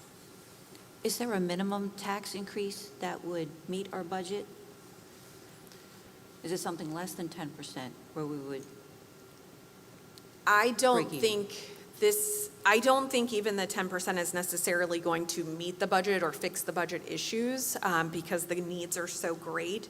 But I think it's going to allow the district to have additional funding to get through FY26. There's a lot of unknowns with opening a new building and the electrical costs of that. I mean, certainly I would imagine that building is more energy efficient than current buildings that are 20 years older. However, it's much larger. So there's a lot of things like that that are unknowns that are happening in FY26, and I think the district's going to need that cushion.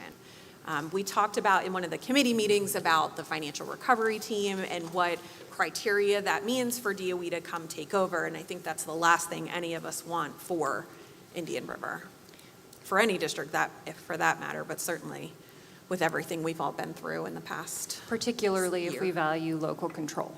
Absolutely. And we definitely need extra funding, no doubt. The 10%, as you just said, would at least get us through 2026.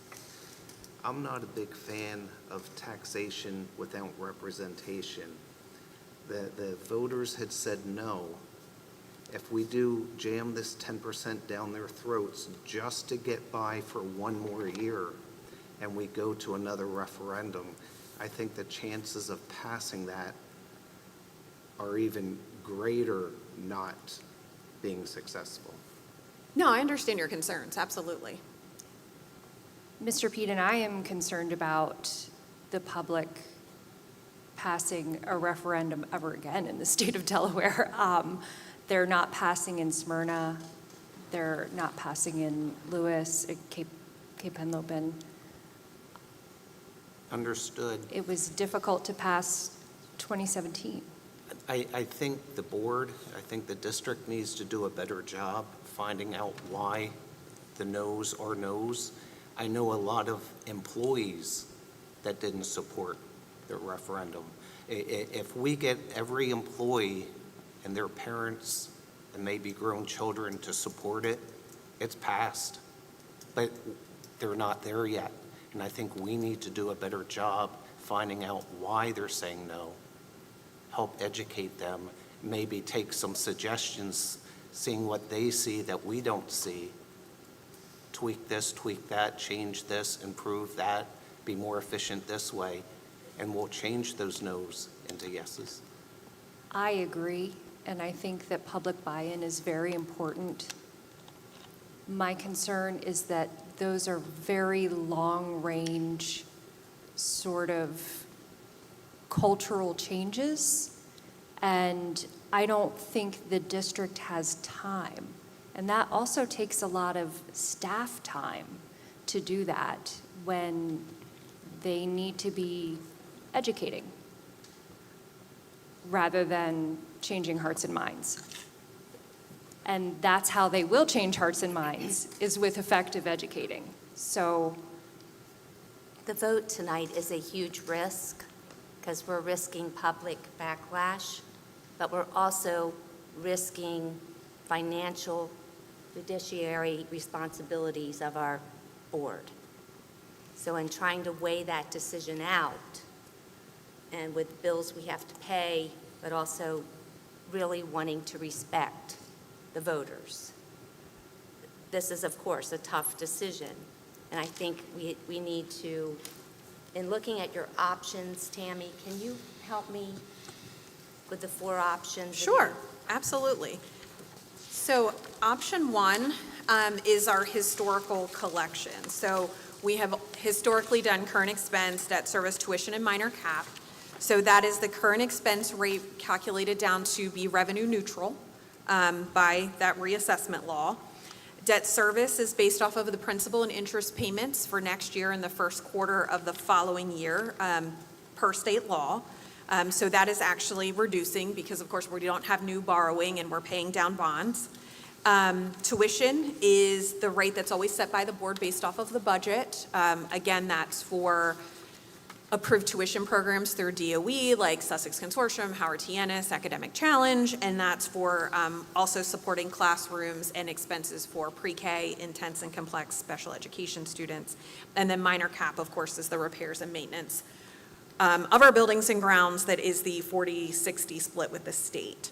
Option 2 is taking the entire 10%. So you see the other 3 tax rates stay the same. The current expense goes up to account for that 10% of revenue.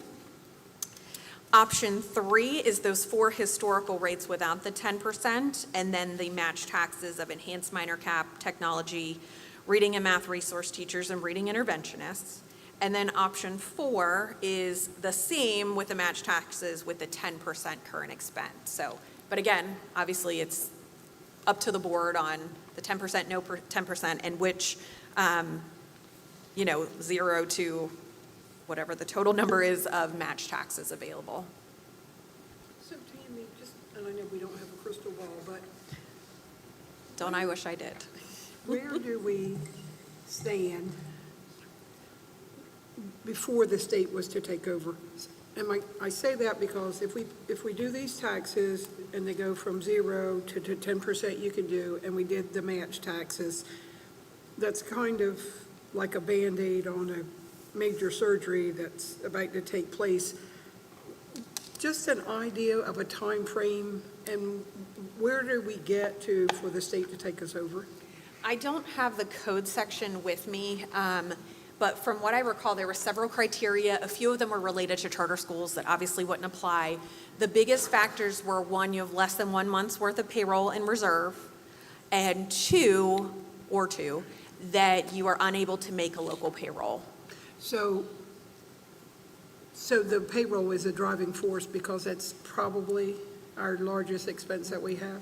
That, and I think just, the state makes the rules, and obviously they want to ensure that payroll is paid, and that's a huge optics factor if it's not. So on the spending trend, whether we decide 10% or no percent match tax or no, any idea of where we would get to in 2026 before the red flag went up and said, whoa? And I'm not putting you on the spot to say it's going to be, what, you know, August the 28th of that, but just a time frame where, because it would appear, and my financial background, it would appear that we need to be cognizant of our spending from now moving forward, no matter whether we decide to do 10% taxes and the match tax, because at some point in time, that money's going to run out. And there's so many unknowns with Sussex Central, you know, with the school its size and, you know, finishing up. And hopefully that comes out of referendum money that we already have. But if we go through our referendum money and then we start seeing these, you know, large electric bills and large whatever, Right. no fault of anybody's, where does that leave us? Well, and you're right. There's so many unknown factors, right? I mean, our funding's driven on September 30th unit count enrollment. So what does that look like? Is it declining? Will it increase? You know, what if we had a huge population increase?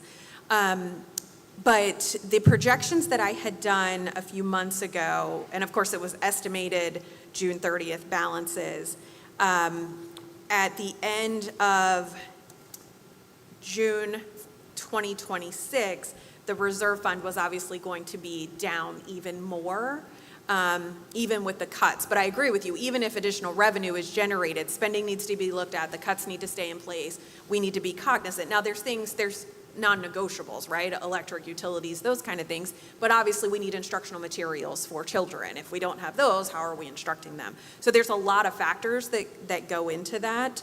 But I think from everything I projected, I think next June, everything should still be fine, all things being equal, nothing crazy happening. That 10% or match taxes will give an additional cushion. But my concerns are also, what if a referendum doesn't pass next year? Because you've still got to get through next summer, like the summer of 2026 with payroll. Payroll's tight this summer. It's going to be even tighter next summer. And then how does that keep going until a referendum is passed?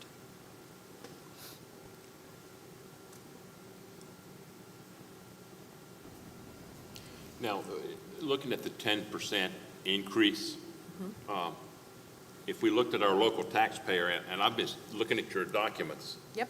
It looks as though fiscal year 25 to fiscal year 26, the average homeowner tax would go down about $11.86.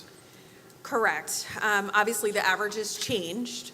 But if you remember during the reassessment, we had gotten during the referendum, we had gotten all of the tax data pre-reassessment and post-reassessment. And the analysis that I did, now this is factoring in referendum, right? But even if the referendum passed, 52% of our taxpayers would either pay less in taxes this coming year or no more than $100. So even when we say we're going to take the 10%, the majority of the taxpayers are going to still be paying less than they paid last year because of how the reassessment affected all the properties. And also taking a look at the 10% versus the historical calculation, that would constitute about a $52.65 tax increase. Correct, On the between local- 0% or on the and average, 10%. Excuse me, on the average assessment. Yes.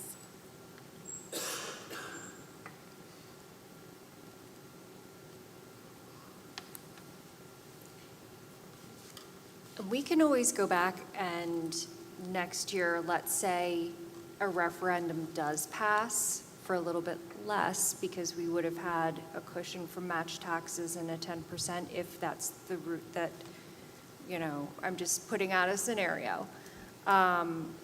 We can go back and say, okay, we don't need these match taxes and we can remove these. Correct, absolutely. It's not a forever choice. Okay. We go through this process every year. The board has to approve the tax rates, so we do the tax warrant and get it to the county. So absolutely, that can, you know, come in and out, however you so choose. I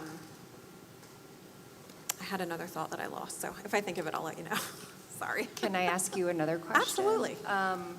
Have you heard any updates regarding impact fees and when county council might actually consider taking a vote? I don't know if that bill went through or not. I'll look it up and let you know. There were so many bills flying yesterday in the legislature that it was Yes. hard to keep up with what was happening. I don't anticipate that there were going to be any issues, but I'll check on it. Thank you. Ms. Smith, I've heard rumors that the governor is considering doing initial teacher, I think, salaries and increasing that rate. Have you heard that? So I assume what you're referring to, a couple years back, there was a Public Education Compensation Commission that was made up of many people, including school district representatives. And what the goal was to have the starting teacher salary, I believe it was 40,000, does that sound right, or 60? 60? Because Maryland was upping theirs, and of course, because we have a huge border with Maryland, districts could potentially lose employees. What they did was they looked at Del Mar being the lowest local scale and kind of calculated a formula of what that would look like to have Del Mar teachers starting at that base pay, and then everyone else just filters through. So we are on year 2, basically, of that in FY '26. Initially, the state gave teachers a 6% increase that was like a promise to pay.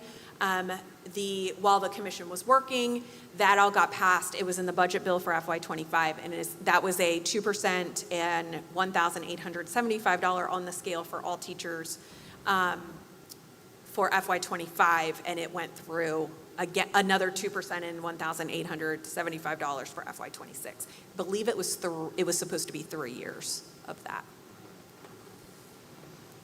Mrs. Smith, have you had any reports from other districts that went ahead and passed the match taxes on the impact with the public? Match taxes, I think the districts that collect match taxes have historically collected them. Okay. I know because Enhanced Minor Cap was new a couple years ago, some districts went through and implemented that match as well. I haven't heard any huge backlash with it. Like I said, the 10% reassessment, Kent County had said they didn't hear any backlash on that. Are these same districts going to referendum as well? So Smyrna has gone several times, Cape has gone several times through all of this, I guess. Christina had said that they needed to go and they were delaying it. I believe we will see a lot more districts going to referendum in the next year or two, just because the cost increases have been so great. And that reminds me of what I was going to say when you were talking. Certainly when you look at referendum again this coming year, all of the calculations I did in the analysis were based off from FY '17, when the referendum, right before that, or when the referendum passed, and then what the expenses look like that year and forward. And I did that through FY '24, so we had a full fiscal year data for that. Now with the close of FY '25, all of that can be updated, and as you go through the referendum process, you can take a look and see what does that number look like now.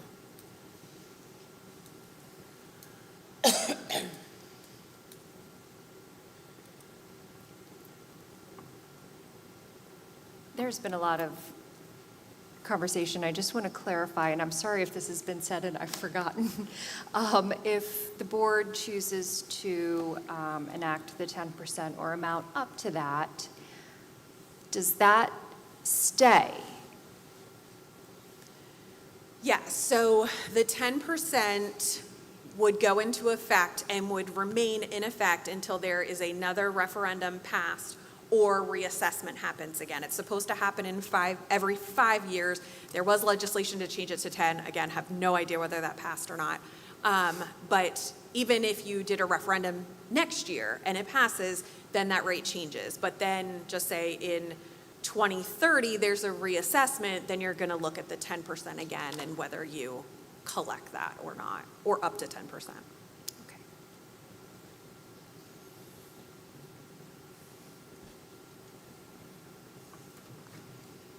So this is the only chance to raise the tax rate without a referendum until another reassessment? The current expense, correct. The current expense typically can never be touched by the board. It is only, historically, right, before reassessment year, only by a current expense referendum. Now, as we're going to be doing reassessments more timely than they were in the past, it'll be on those reassessment years, where the rates will be calculated to collect that same revenue as the prior year, and then the board has the decision between 0 and 10%. And just as a reminder, that 10% is intended to cover the appeals process, anything going through that, which Sussex County didn't have nearly as many appeals as they thought they would, and they got through that, but also delinquencies. I mean, we have delinquencies every year. We're always collecting prior taxes, and growth. So Tammy, that 10%, again, or up to that, we'll say up to 10%, whatever the money is that comes out, then we have to determine what pot we're going to put that money in. So, I mean, I know it says current The expense. 10% would go straight in the current expense pot. Which includes salaries. Correct. And all the other stuff. Anything operational. So it would be clear to say that if we, whatever percentage of it we do, it doesn't all go to salary. So the people that have been let go, some of those people still will not be able to come back, and still we could have people that we have to let go. Am I correct? So. And I'm not putting you on the spot. I'm just. No, I don't mean. want people to get the false impression that, oh, so we do this 10%, and that means all the people that got riffed or whatever will now be able to come back with a job, because this, whatever it be, 4.6 or whatever, is not just earmarked for salary. I mean, it is not just earmarked for salary. Now, caveat is, if you recall in the 2017 referendum, we are collecting, I'm going to use the old numbers, but 8 cents for safety and security, 7 cents for curriculum, and a cent for student activities. Any additional current expense collections, be it through referendum or reassessment, 10%, will still, that percentage will still filter into those funds. But you're right, current expense is used for all operational, so salary, any non-salary expenses. So what that looks like in the future is obviously a board decision, but in my professional opinion, the 10% would be a Band-Aid. So then so then it's saying whatever those were we did in 17, those, if they were 5 line items. Right. According to the 1 cent, 6 cent, 8 cent, 23 cents, whatever it was. Right. This money has to go back. Right, those Accordingly. funds that was approved through the referendum by the voter, so that same percentage of funds is still going to be transferred monthly to those accounts. So again, it's not all salary. We have to remember. Correct. Correct. I mean, that pays, current expense pays for anything from local salaries to utilities, to instructional supplies, to custodial supplies, to repairs and maintenance, to, vehicles, local bus contractor payments, all those things you see on that discretionary budget. Including reserves. Absolutely.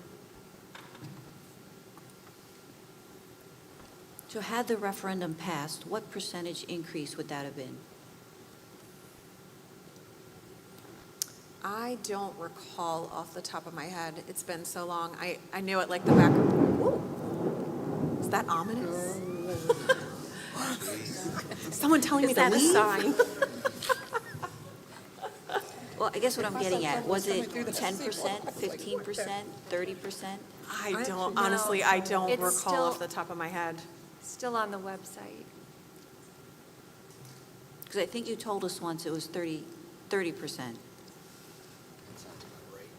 There's so many numbers running through my head with all of this, like, that's The past. total overall budget was 40-some million, and we were asking for 22 million? Well, the current expense collections is about 47 million, right? So, yeah, I want to say about 38%, but I wouldn't About testify to 38%? that. Okay. So if we pass this 10%, it's a lot less Absolutely. than had we passed the referendum. Right, that's why I'm saying it's a Band-Aid for next year.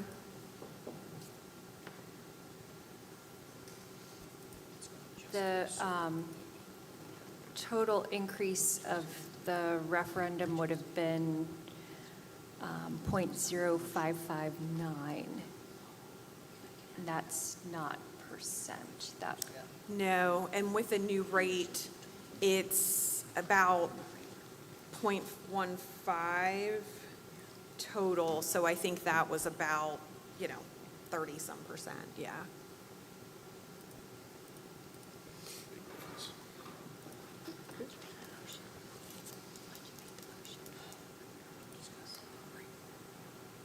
Any other questions?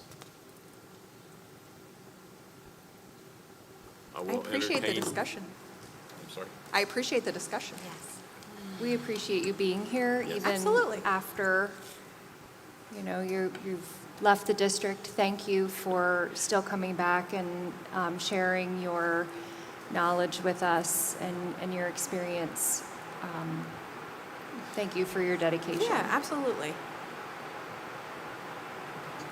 Thank you. You're welcome. Okay, any other discussion? I'll entertain a motion. I'll make a motion to accept option 4, the 10% reassessment addition and the match taxes that are available. Okay, we have a motion. Do we have a second? Second. We have a motion and a second. All those in favor say aye. Well, I would like to discuss that motion. So just as an addendum, would you consider removing the match taxes and just go with the 10%? That's option 2. Yeah, I think we have a motion and a second. I think we have to vote on that Okay. before we can proceed. Correct? That's correct. Okay, all those in favor say aye. Aye. Aye. Opposed? No. No. Ms. Troutfield, pull the board, please. Mrs. Briggs? Yes. Mr. Cathell? Yes. Mrs. Klein? Yes. Mr. Neal? No. Dr. Parsons? Yes. Mr. Peden? No. Mr. Steele? Mr. Neal was no. Mr. I can't hear either. Can we wait, because I can't hear anything? We can't hear anything out here either. Can't hear. I think you're going to have to speak directly into your microphone. If we just repeat that roll call, please. Yeah, let's Sure. redo it. Mrs. Briggs? Yes. So this is on. Mr. so we- Cathell? hold on. Yes. Hold on. So we make sure we're not going back with just the 10% she had said now. We're doing the 10% This is the plus the option 3 four. match taxes, right? That's correct. Option All the 4. match, All the match. option All the 4. Match taxes. Would you like me to start over? Yes. Yes, I think we, yes. Mrs. Briggs? Yes. Mr. Cathell? Yes. Mrs. Klein? Yes. Mr. Neal? No. Dr. Parsons? Yes. Mr. Peden? No. Mr. Steele? No. Mrs. Taylor? Yes. Mrs. West Warner? No. Mrs. Wright? No.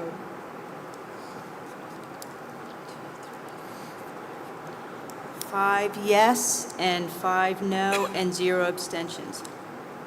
Okay, motion fails with a lack of majority. Would anyone like to entertain a second motion?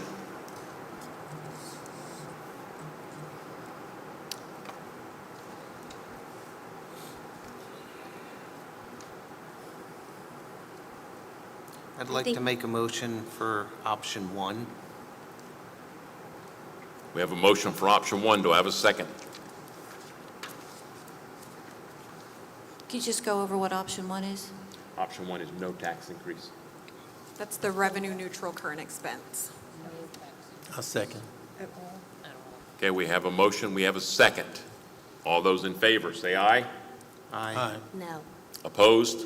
No. No. Okay. Mrs. Briggs? No. Mr. Cathell? No.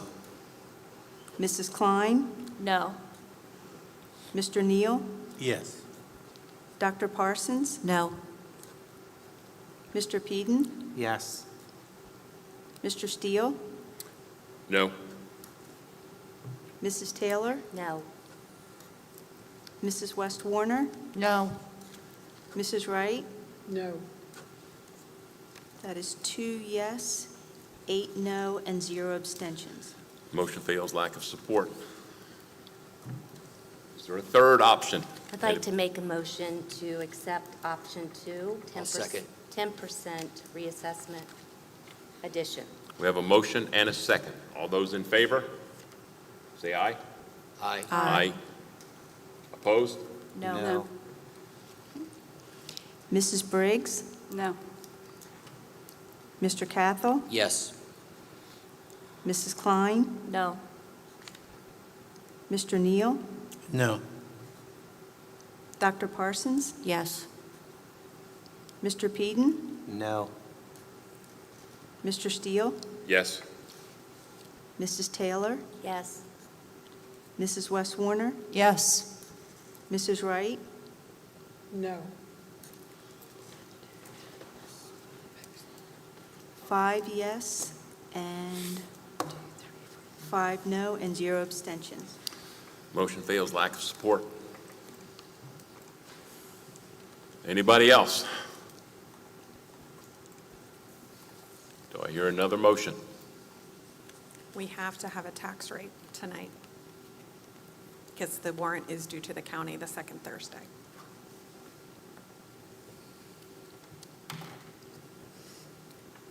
So what has gotten turned down so far? Option 1, option 2, and option 4. So 0 tax rate got turned down, 10% plus the match tax got turned down, and then what was the one in The between? only thing we have left, I believe, is option 3, which is, I think, Historical collections and selected match taxes. Now, you all, those are my suggestions. You all could certainly come up with a different option. And I can math on the fly for you. So option 2 was 10% as a cushion, Correct, and it could be temporary until referendum in March. correct. You can certainly factor those additional collections into the referendum. My reasoning for accepting the match taxes that are available is that they could be adjusted back down if a referendum were to pass. But if it were not to pass, then it would continue to help support the district. Mrs. Smith, is that accurate, or does it stand for the entire fiscal year on the match tax? It would stand for the entire fiscal year, but next June you could say, okay, we passed a referendum, we don't want technology and reading resource match taxes anymore. I don't know whether districts typically do that, but certainly you have that option. So if we could relook at some of the match tax, because I would support some of the match tax, but not maybe all of them. I would go for the reading match, the math tax, and the reading specialist, and eliminate the other match taxes, if anyone would consider that. I see a lot of value in the enhanced minor cap and the technology, though, too.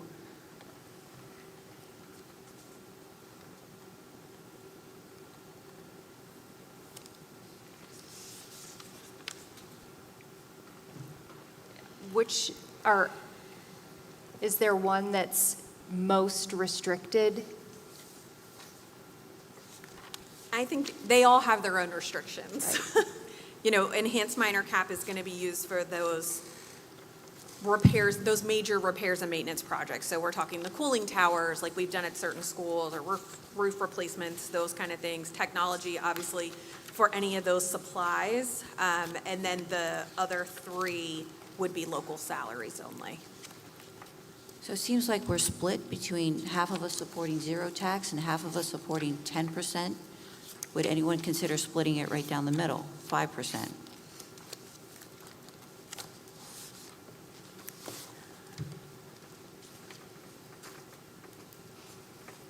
No. Sorry, no, I want to come to an agreement, but we just told the public how we needed a certain amount in order for the district to operate for the next 5 years is what we were saying, and it feels untrue to me to sit here with the ability to make a difference and not make that happen. So that's where I stand.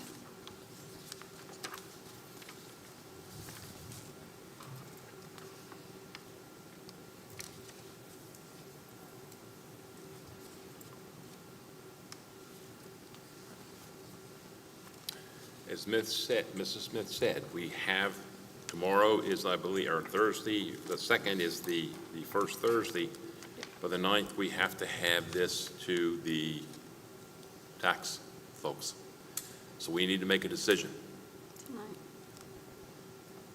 Well, So- if we don't come to it, do we not have, I mean, aren't we, the required, we would then do those historical, we would have to do one? So we were in a bit of a situation like this my first year, and I worried about not getting a tax rate approved. I think certainly the district should run it by the county and the legal counsel for the district. Outside of reassessment, I believe if a new rate is not approved, the prior rate continues. I don't know what that looks like in a year of reassessment when we have to calculate the rates down. I don't know if the county would just calculate them down. But then how we we're would be harmed worse is that off, debt right? service rate is lowering, the minor cap allocation has changed from last year, so it could create unintended consequences.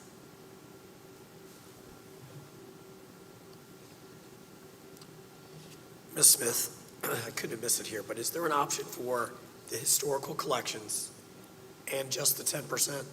Yeah, that's option two. That was number okay. 2. So that's those 4 tax rates that we've always collected with the 10% for current expense.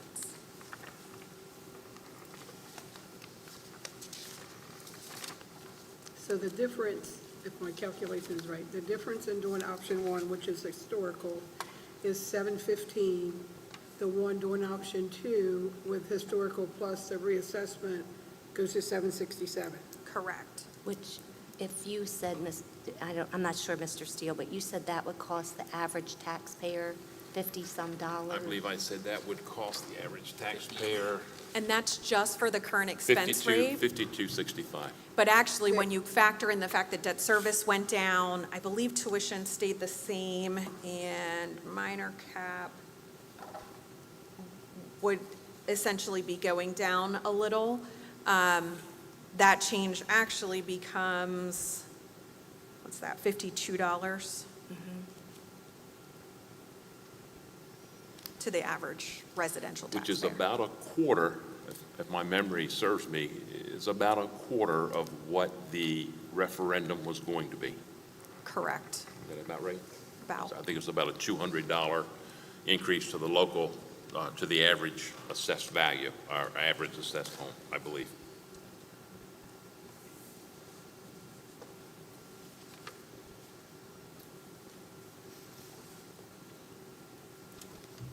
So Ms. Klein, to kind of caveat and go the other side of this, you said you wanted all of the match taxes and the 10%.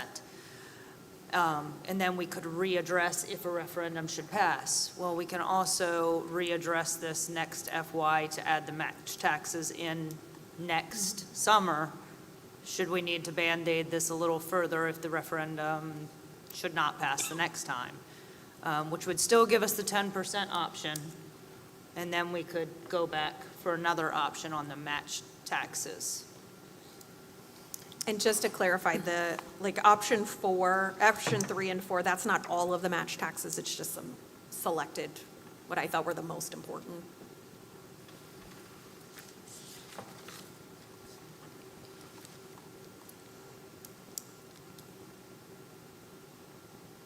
My concern is that we could be having, or maybe not concerned, but my viewpoint is that the district could be collecting, and maybe that could decrease the amount that we would need to ask for in a referendum.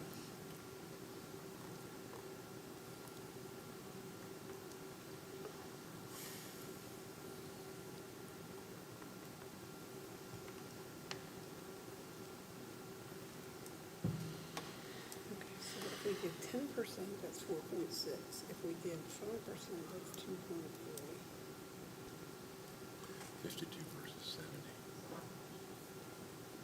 70. I think if you're looking at the cost, I think it's about $70 if you did the 10% and all of the extras, the match taxes, So the it ones looks that like you have here, $70. that would be about $78. $70 increase to the local on the average tax assessed home. The 10% would be $52. Because it would go to 793 That's correct. from Minus 712. From 722, 723, so about $69. Or 767. Well, from 715 with the effects of debt service and minor cap in there. So 715 to 793.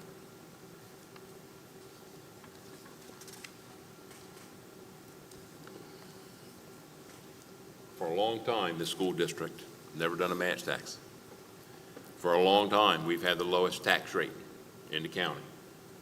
And I can tell you, if you go to the county website, I did this today, plug in your assessed value, and then select each district of what your tax money is going to be, I'm telling you, it is significantly different for Indian River versus the Woodbridge and the Delmars and the Seafords, significantly different. And I don't think we can look over the past 20, 30 years of precedent that the boards have always done. I think we're in a new era. I think we're in a time where education gets questioned.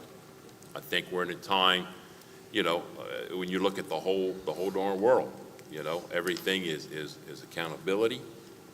Let's do the best we can do with the least amount of money we can do it. But I think we probably have got ourselves in a position right now where we've got to make a move that's not precedented. I hate to say it that way, and I'll probably be crucified when the reporters report this, but you know what? Sometimes things got to change.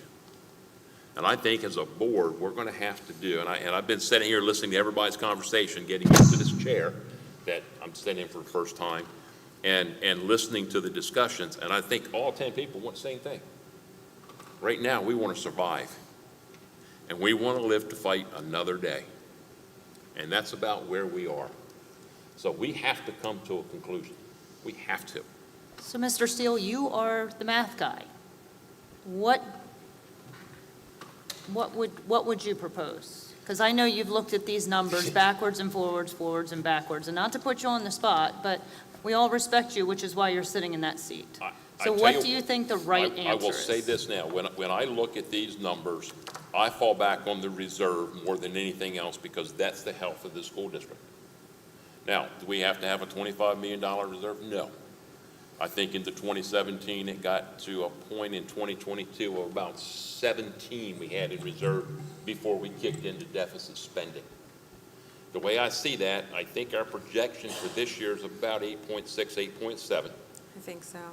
If we do two things, if we took the 10% and brought in another 4.6, I believe it is 4.5, that'll put us between 12 and 13. Keep in mind, 11.4 is what we need carryover to make sure we meet our payrolls. Anything extra we do can come in one of two ways, or maybe a combination of both. We do some combination of the match taxes, or we come back next year and we're going to have to tighten the belts. Probably not as much as we did this year, but we're going to have to continue tightening the belt, and we're not going to be able to let that belt out. We have to stretch our referendum, our money, our reserve money, as long and as far as we can stretch it. So I think probably at this point, I think we have to have a combination of both, because I think we've got two sides, 5-5 split on both. I think the 10% is not really bothering a lot of people, maybe one or two. However, I think somewhere along the line, to get that sixth vote, we're going to have to do a little compromising, either on one side or both, and keep in mind what that end product's got to be. At the same time, we're going to have to make sure that we communicate whatever we do to the community, why we did it, and you know what? Put your heads up high and move forward, and we'll take the next problem that comes down the pike when it comes. But for now, I think we're going to have a combination, and we're going to move forward with it and take whatever hits we take, but be honest, why we did it, to the public. And I think we display the cost versus the referendum to this, and make sure we let them know, this isn't going to solve our problem, but it's going to Band-Aid us a little while longer. So my recommendation would be a combination of the two. I think the 10% has got to be that. I don't know if we have to have all of what we need in the other. I know when you're looking at the monies, keep in mind when you're looking at the middle school or the math, 7th, 8th grade, although I know there's a gentleman out there who talks about math because I've talked to him about it, it's a concern. However, I believe you're talking about 4 positions, 4 people. You're not going to get a tremendous relief from 4 people. I think when you take a look at the reading coaches or the reading, I'm not sure what they're called, Tammy. The reading resource. interventionists? The reading resource, we have quite a number of those, I do believe. We have, how many do we have those, Tammy? Do you have it in your report? Oh, the calculation is based off of one for every elementary school. That's correct. With, which we I would- believe it's K-3 configuration off the top of my head. But that's the definition of that tax rate. So would option 1 plus, instead of 10%, 5%, be, I know there's no one thing that's going to come down and clear the budget and we're going to be there. But at least that puts us halfway into the 10% reassessment. Then, depending on how we go with that, how next year pans out, we could come back and talk about match tax. So you're saying just a 5%? And no match tax? Because 10 didn't seem to do it. I'm trying to, I'll be honest, I don't want to sit here all night in a storm trying to, because I don't like storms, but we got to reach a happy medium somewhere, or we keep it 5-5 and we go away, and somewhere either this historical calculation is going to, our collection is going to be what we have, or it's going to be, as Tammy says, reverts back to what was last year. Was that a motion? I'm throwing it Just out there, talking. but I will make that motion that we take option Tammy, 1, would which is, 5 carry us? I'm sorry? Would the 5% carry us? Well, the 4.6 is not carrying us either, but I Right. figure if we it'll carry us through 26. But 5%. we have to come back and we'll have to come back next year and look, with match tax and reductions.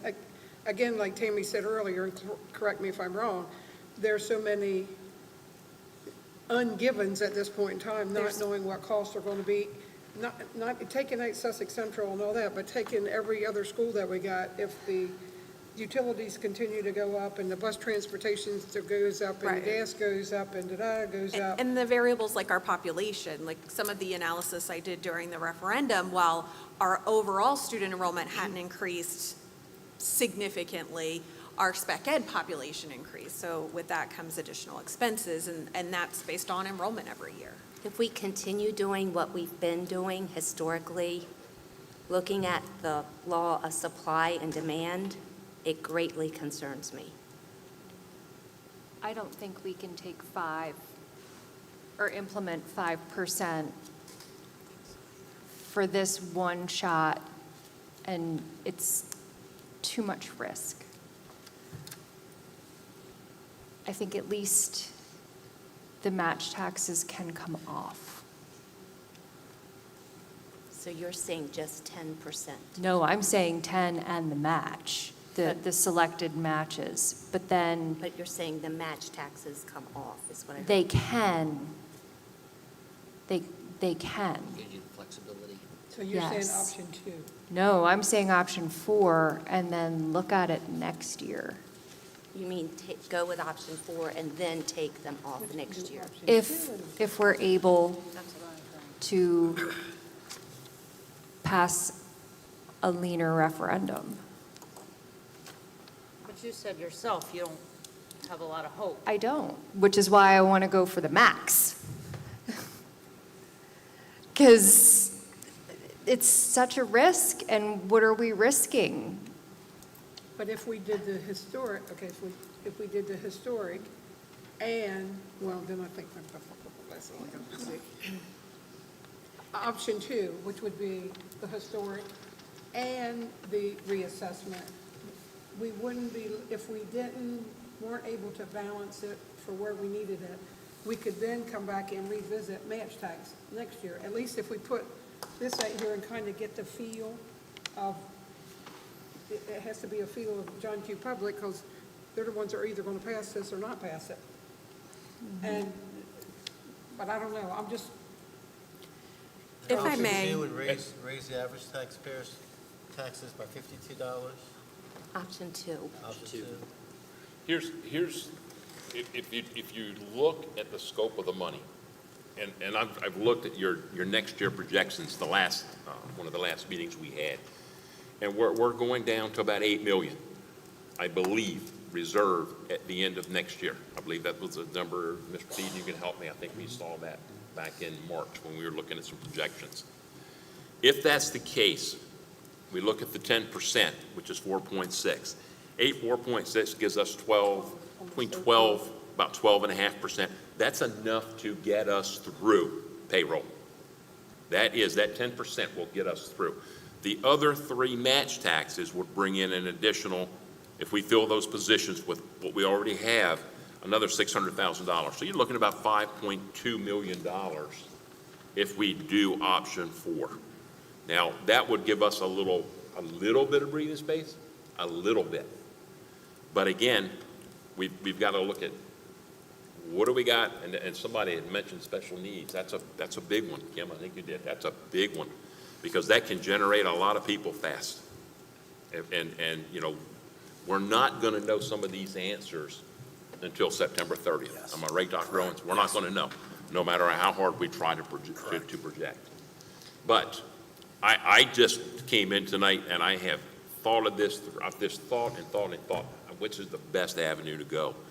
And I keep going back, okay, well, if you think you're going to have around 8, high 7, maybe even 7 point something, we need to try to do something to get around 11, if we can do that. That's key. That number is a key number for us to consider as a board. So that's why the 10% would give us more bang for our buck. If we went with the other taxes, you're only going to save yourself about $600,000, which is not going to be enough to cover us if we have anything major. And if I may, to your earlier point, I mean, if you're looking at the selected match taxes, you could look at it this way. So enhanced minor cap, we're going to get about 1.1 million from the state. That's almost like found money, right? That enhanced minor cap is new. Prior to that, everyone was just getting by. So is the additional $757,000 in collections on that match a want or a need? I don't necessarily know that it's a need in this moment. So you could potentially, make that a lesser priority. Technology, I think, is very important because of technology replacement costs. But to your point earlier, looking at the reading and math resource teachers, it's 12 positions. I'd keep the reading interventionist because of that student success block grant that we get every year, but you could pare it down and just collect technology and reading interventionist to start out with. Get the bang for your buck in the 10%, get these additional items that will help alleviate other funding sources, take a look at expenses through next year, referendum, all the things, match taxes this time next year as well, if it's working and you want to keep it that way, or it's working and you want to add on to it. Just another option. So I'll make a motion to do the 10% with the 2 match taxes that Ms. Smith just suggested with the technology and the reading interventionalists. I second. I have a motion and a second. Just a quick reminder, I don't know how people voted, but Robert's rules, if you made a motion and voted yes, that side cannot bring up the motion. So maybe Jennifer can check. Well, This is a new one? Different motion. Okay. And just for clarity, did you say reading resource or reading interventionist? Reading interventionists. That would cover the local salaries of those student success block grant positions that the state funds and tells us what schools to put them in. So again, the motion would be the 10%, the technology, and the reading interventionist. And we have a second. All those in favor say aye. Aye. Opposed? No. Ms. Stubblefield? Mrs. Briggs? Yes. Mr. Cathell? Yes. Mrs. Klein? Yes. Mr. Neal? Yes. Dr. Parsons? Yes. Mr. Peden? No. Mr. Steele? Yes. Mrs. Taylor? Yes. Mrs. West Warner? Yes. Mrs. Wright? Yes. 9 yes, 1 no, and 0 abstentions. Motion passes, majority vote.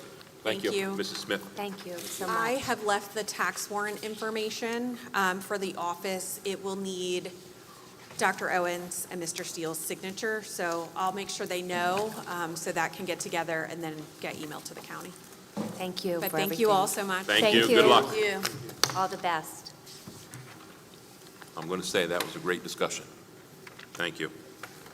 Okay, moving on. Personnel, 11.01, personnel agenda. Do I have a motion? So moved. Second. I have a motion and a second. All those in favor, say aye. Aye. Opposed? Passes unanimously. 11.02, do we have an addendum or do we have a contractual? No addendum. Okay, there is no addendum, so we'll go to 11.3, contractual agenda. Do I have a motion? So moved. Okay, I have a motion, seconded. All those in favor, say aye. Aye. Opposed? I'm going to abstain. Okay. Not sure what I'm- Please hold the Mrs. Briggs? Contractual agenda, that is pertaining to,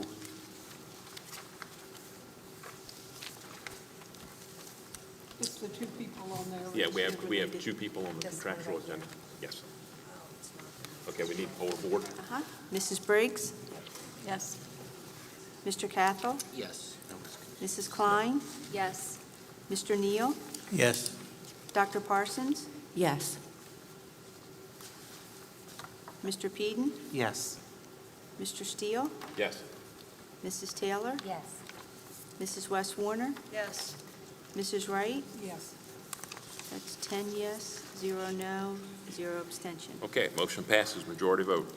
Okay, 11.04 administrative positions. I do not believe we are required this evening for any action there. 11.05 and 11.06, we would have to table those to a future board meeting. We'll discuss those at the next Finance Committee meeting. Any other business to be brought in front of the board this evening? Ladies and gentlemen, thank you very much. It's a hard night, but we got through it. I do have something I want to say. Go. I want to thank Leolga for all of her hard work and her service as the president since I've been on the board. And I want to thank you for all your dedication. And Mr. Peden, I want to thank you also as the vice president and the hard work and your dedication. Thank Really you. appreciate it. I concur. Please I keep those second that. phone lines open. Okay, I need a motion to adjourn. So moved. Second. All those in favor, say aye. Aye. Opposed? Unanimous. We're adjourned. Did you have your fun for the first time? Let's breathe this piece.